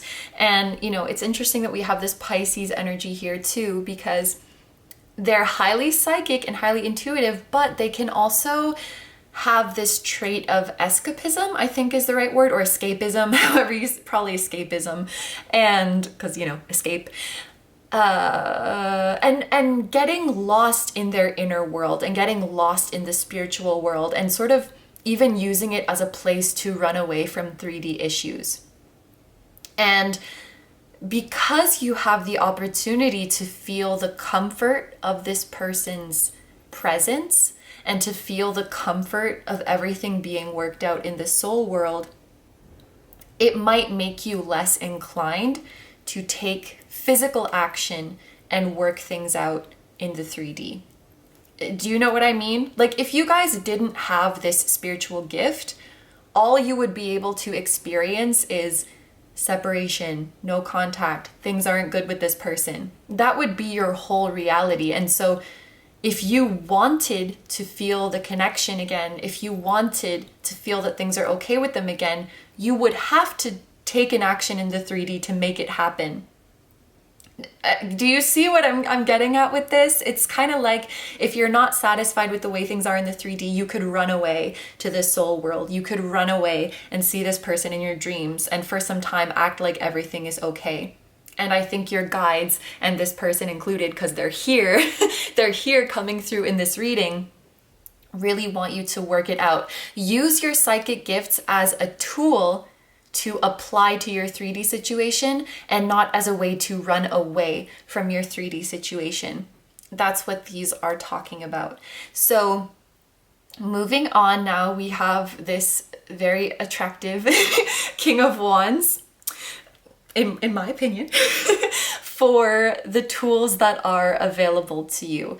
So the King of Wands, okay. The King of Wands is somebody who is really in charge of their life. The King of Wands is somebody who is living out their passion, who is leading their own life, who is free, who is creative, who is independent, who is inspiring.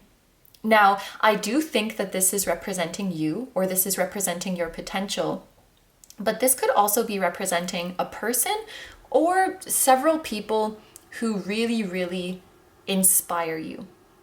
People you look up to, people you want to emulate, people you want to be like.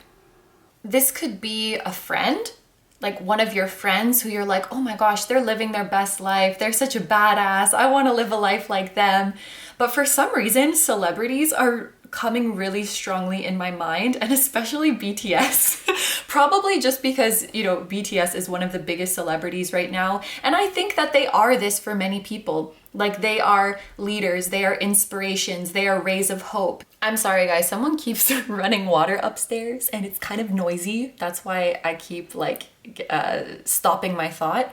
But I was saying, they're leaders, they're inspirations to many people. And I think they're proof that if you pour energy into your passion and you believe in yourself and you're bold and fearless in your self-expression, you can live an amazing life and you can change the lives of so many people. So of course, it doesn't have to be BTS. Like for me, it was this Japanese band that I loved throughout my whole childhood and teenage years. And whenever I was feeling unmotivated, whenever I was feeling down, I just thought about how hard they worked and how committed they are to their creativity and how committed they are to their dream.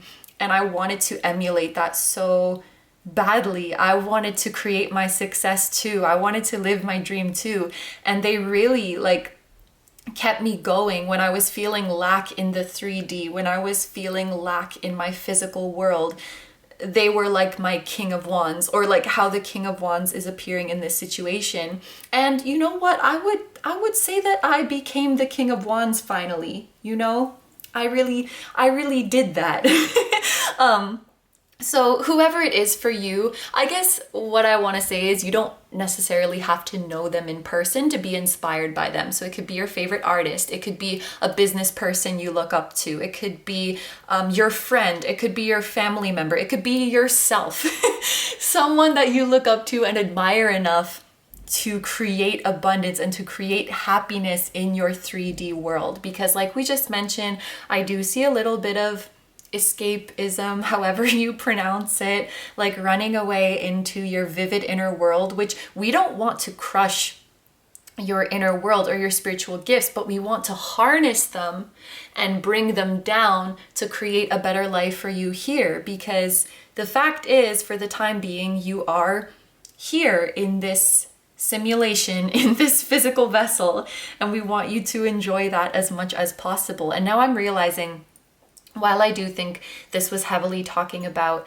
a separation, a connection that had, drifted apart, this can also just be talking about a general dissatisfaction or feeling of lack in the material world, which is, the original meaning of this card. So the tools that are available to you are people who inspire you, people you look up to, whether they are a public figure or not, but public figures just came out really, really strongly for me.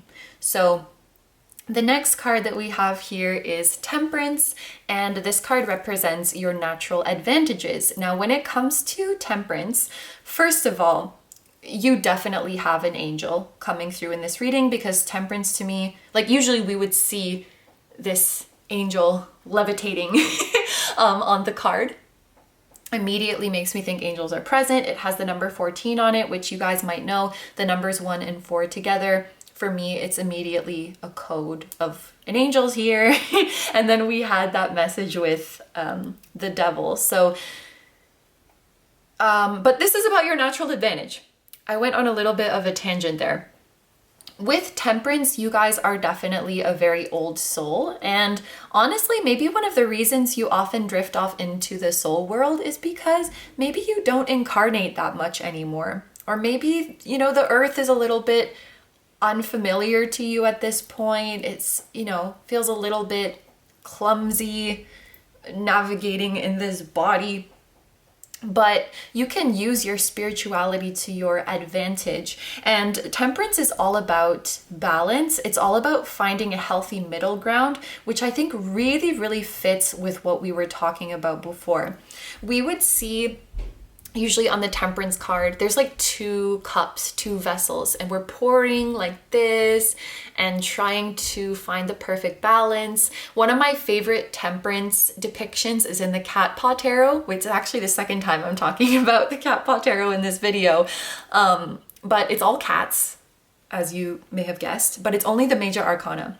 And on the Temperance card, the cat is making coffee. And so he's like making the perfect mix of coffee and cream and sugar, getting it perfect. And so this is what it's all about. It's just about not leaning towards extremes. We don't want you to be so grounded in the 3D that you forget who you are, that you forget the truth that you're an eternal soul and that the world is bleak. But we also don't want you venturing off so far into the soul world that you forget to take care of your physical body, or that you forget to take actions and make efforts to improve your life on earth. So, Temperance, it takes time. It takes time to find the perfect balance, and it's okay to fluctuate. It's okay to go back and forth, but you'll figure it out. Because the fact that you're such a spiritual being, at the end of the day, it is your advantage. The fact that you are a soul with so many lifetimes under your belt and with so much psychic insight, it really, really is your advantage. So it's just about like fine tuning and figuring out how to use your advantage to your greatest advantage, if that makes sense. Also, this is Sagittarius energy. It is making me think, in this case, I'm thinking of the foreigner aspect of Sagittarius energy. If you guys are living in a country that is different from your home country, or if you have a different heritage than that of your home country, if you have some tie to another language, culture, ethnicity, whatever it might be, this is also your advantage. And maybe some of you guys have felt at some point that this was a disadvantage, like you didn't like being different from others. It made you feel like you couldn't fit in because you were from a different place, or, you know, you grew up in a very different household than your friends, practiced different traditions than your friends, and maybe that made you feel lonely, especially when you're younger. But your guides want you to know that this diversity that exists within you is actually one of your greatest gifts. This is something that is going to help you in your future if you haven't found it to help you and be an advantage just yet. So let's move on to the next part of the reading. We have to take a look at this wake-up call, this divine intervention, this epiphany. So the Queen of Pentacles, again, I am seeing this. It's so interesting. Like, I see the King of Wands as a person outside of you who awakens the King of Wands within you. And then I'm also seeing the Queen of Pentacles as a person outside of you who awakens the Queen of Pentacles within you. And oh my gosh, that nervous feeling is coming back. Like that stage frighty kind of feeling that I was getting at the very beginning of this reading. My face feels really hot and I feel cramps in my stomach as if I have to go to the bathroom. You know when you're nervous and you have to go to the bathroom a lot? I'm sorry if that was TMI, but I just wanted to illustrate the physical sensation that is going through me right now, because I think that that feeling that I was picking up on at the beginning of the reading has to do with your divine intervention. And for you guys, number 4s, I'm definitely reading this as a divine intervention rather than like just an epiphany that comes from within you or something like that. Somebody is offering you an amazing gig, an amazing job, an amazing contract, something like that. This person could be female or they could have a feminine energy about them. They have a big sister energy to them.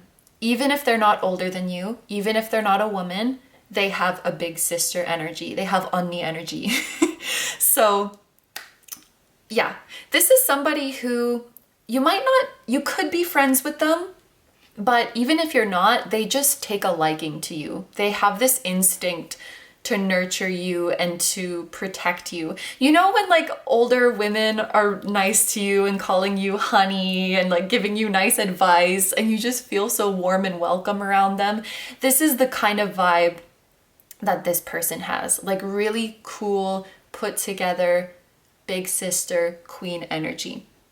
And they're going to offer you something. They're going to offer you like a work opportunity, an opportunity to collaborate with them. And this is going to make you really, really, really nervous because you admire this person so much. And maybe you don't know, like, do I have what it takes to work with this person? Can I accept the pentacle from this queen? Like me?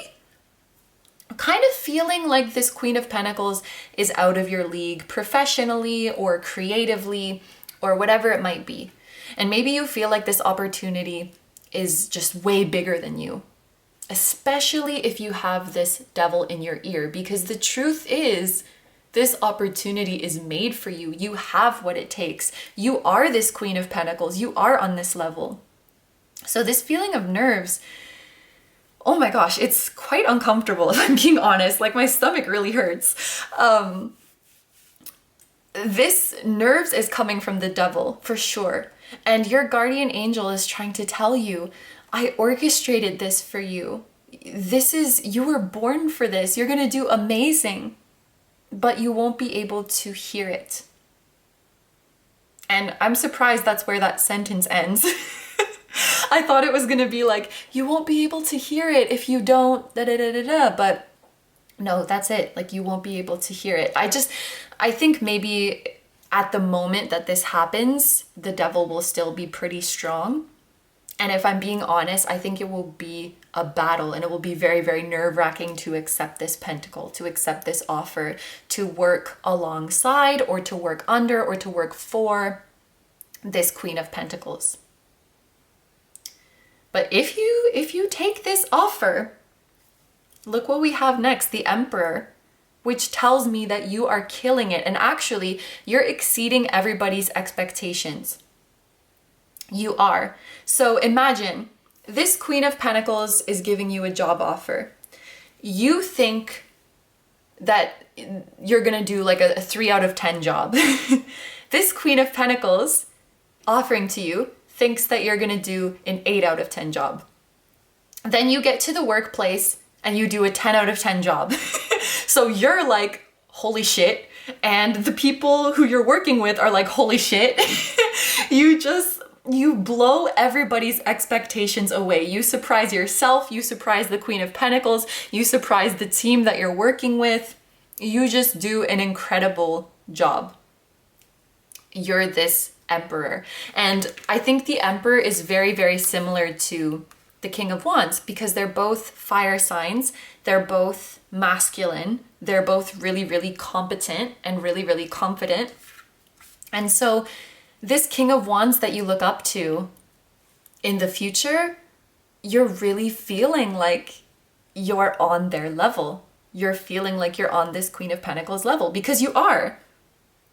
And you're going from being the queen of the spiritual world and feeling really, really comfortable in the spiritual world to now also being the queen or king or emperor or royalty of the 3D world and feeling like you're really killing it in the 3D too. So this is your opportunity. This is your opportunity to start feeling abundant in the physical world. And maybe this is actually a really important step to feeling like you can take action to repair this connection that we saw at the beginning of the reading. You know, you start to feel worthy. You start to feel powerful in the physical world. You start to feel like your actions and your will can really make a difference. I'm also getting magician vibes. The magician is totally you guys because he harnesses the infinite power from the cosmos and transmutes it to manifest whatever he wants on earth. He has perfect balance, just like temperance that we were talking about. And if the magician is, let me see if I can find him. If the magician is handy, I would like to bring him out because I would like his energy to be here. There we go. I'll put the magician right here. This will be you guys. You will become the magician and all of this.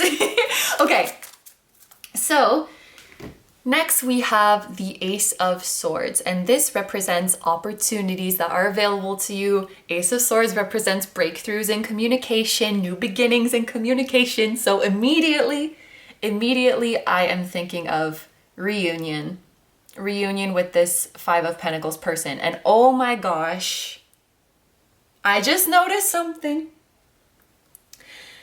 I've been interpreting this Five of Pentacles as a person that you're in no contact with, that you're in separation with, which I'm what is it called? Which I'm sticking with, which I'm standing by. But maybe you had never communicated with this person and you feel like you miss them because your soul misses them. So this could be a breakthrough in communication with the person that you miss, but have never met in person, so you feel their absence in the 3D. Or it can be the first interpretation, which is like somebody that you've separated with, somebody that you've had a falling out with. For some of you, it could even be the King of Wands. The person that you're looking up to.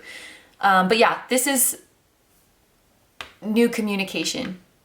And I am seeing this Ace of Swords as a direct answer to the Five of Pentacles, as a direct resolution to the Five of Pentacles. That's the opportunity that is available to you. And oh my gosh, okay, so I like doing the reading in this format because I get so focus on a certain section of the board that I forget what's coming, and then I look at it and I'm like, holy shit. Because the Six of Wands, this place represents new connections. And the Six of Wands talks about like popular people, celebrities, public figures. I don't know, honestly, this message is probably not for everybody if I'm being honest, but if you did think of some kind of public figure when I was talking about the King of Wands, it could very well be that, you know, you get some communication from them. And then again, if I'm being honest, this might not, like, it might not be that you suddenly end up best friends with this person or that you have, you know, a continued relationship with them, but you might get a reply, you might get a retweet, you know, you might get some kind of interaction. Yeah, so if there is a public figure at any level, at any stature that you guys look up to, you could get some communication or some response from them. But back to a more likely interpretation. The Six of Wands indicates, and I spoke about this, it came out in a different group. I think it was, I don't remember which group it was. It's been a long day. It was in a different place though. This is somebody who is victorious, somebody who has a position in life that a lot of people envy. I was going to say a lot of people covet it, but you see this eye patch? Like, this person has been through it to get to where they are. This person has been through it. And sorry, I just spaced out for a second, but I'm just thinking back to earlier in this reading where we saw you entering a new work environment or coming on board to a new project.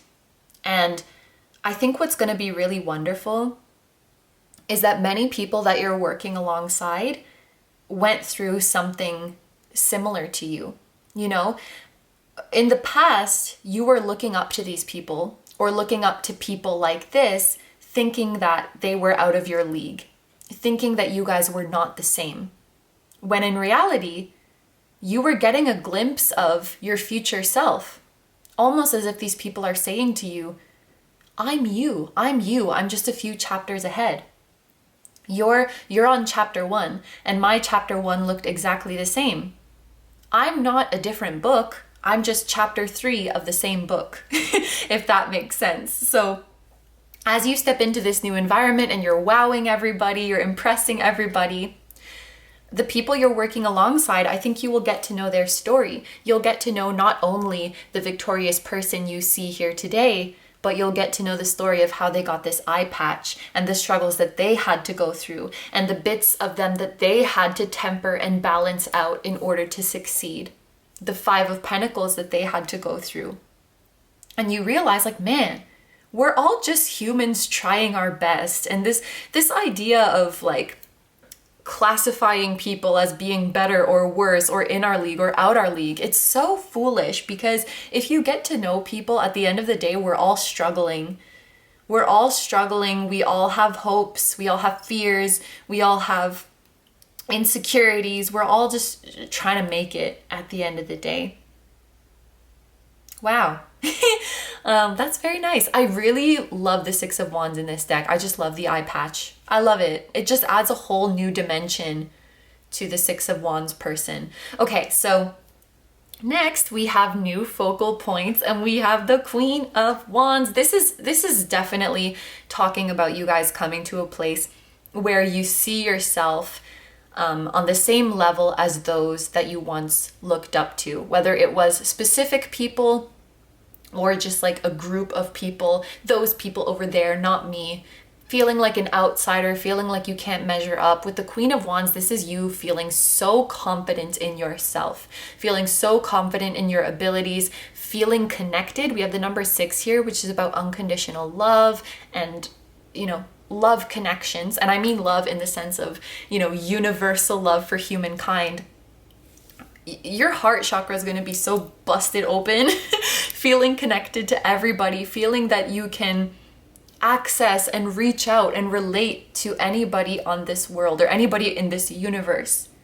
Not only are you feeling confident in your abilities, I also think you guys will start to feel really confident in your physical body if you aren't already, very connected to either your sexual energy or your creative energy or both. And you guys might be engaged in new physical activities. I can see you guys getting into dancing or something where you're expressing yourself through the movements of your body. It could also be just like exercise or a sport or something like that, but dancing is coming through really, really strong. Or even yoga, where you're really present and aware of what's going on in your body and feeling really good in it and feeling sexy and feeling powerful. This is your new focal point. So finally, we get to the moon, which is the outcome. So at the end of the day, you're still incredibly spiritual. You're still incredibly dreamy. You still have your beautiful connection to the soul world, to spirit. You still have your amazing inner world, the higher dimensions that you can tap into. You haven't lost this part of yourself. And, you know, what I'm taking from this whole journey is like, on one hand, you've changed and evolved so much, but on another hand, you haven't changed at all. Even as you thrive, even as you move up in the world, you're never losing who you are. You're always going to be this little spirit child, this moon child at the end of the day. You won't lose that. And even as you achieve your dreams, you will not lose a sense of wonder. You know, sometimes people get what they want and then they're disillusioned and they're like, oh, now what? Now I feel empty. I feel like that won't happen for you. The dream will always be alive. Achieving your dreams, it will always feel like a fairy tale. It will always feel so exciting and wondrous and fantastical. And you will feel like you are living out your dream world on this earth. I love that. Okay, so before we finish off this reading, let's take a look at your oracle cards to get some additional messages and advice from your guides. So first we have appreciation with sunflower, and I'm going to read this from the guidebook because this is a new deck for me and I'm still getting acquainted with her. So, okay. Reflect on that which you have a deep adoration for, and in turn, know that you are also enjoyed. I just think that fits so well. It can also be whom you have a deep adoration for. No matter how small and insignificant you may feel, the universe is thankful for you and wouldn't have created you if it wasn't. There are so many things and people around us to be grateful for, both great and small. Even people we might not be so friendly with will have aspects we can learn from, be inspired by, or otherwise appreciate. As you move through your day, remember to appreciate the small gifts, be they moments or people, that appear around you. Today, recognize and be thankful for the goodness in people, opportunities, and the world. And the question to reflect on is, who and what will I appreciate today? So literally like a synopsis of everything we talked about. That's so funny. Okay, I don't even feel like adding anything to that. That was perfect. Move beyond intention to belief. And we have the number 5 here, which is making me think of your power to change, your power to grow, your power to create change in the world. And this card talks about, it's like, I'm thinking, don't let your dreams be dreams.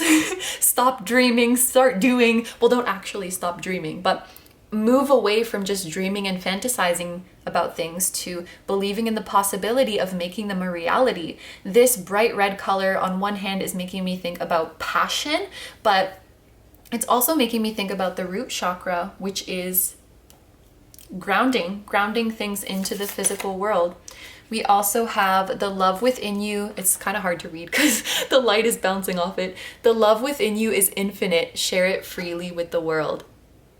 So again, we have this message of unconditional love for humanity, expressing yourself.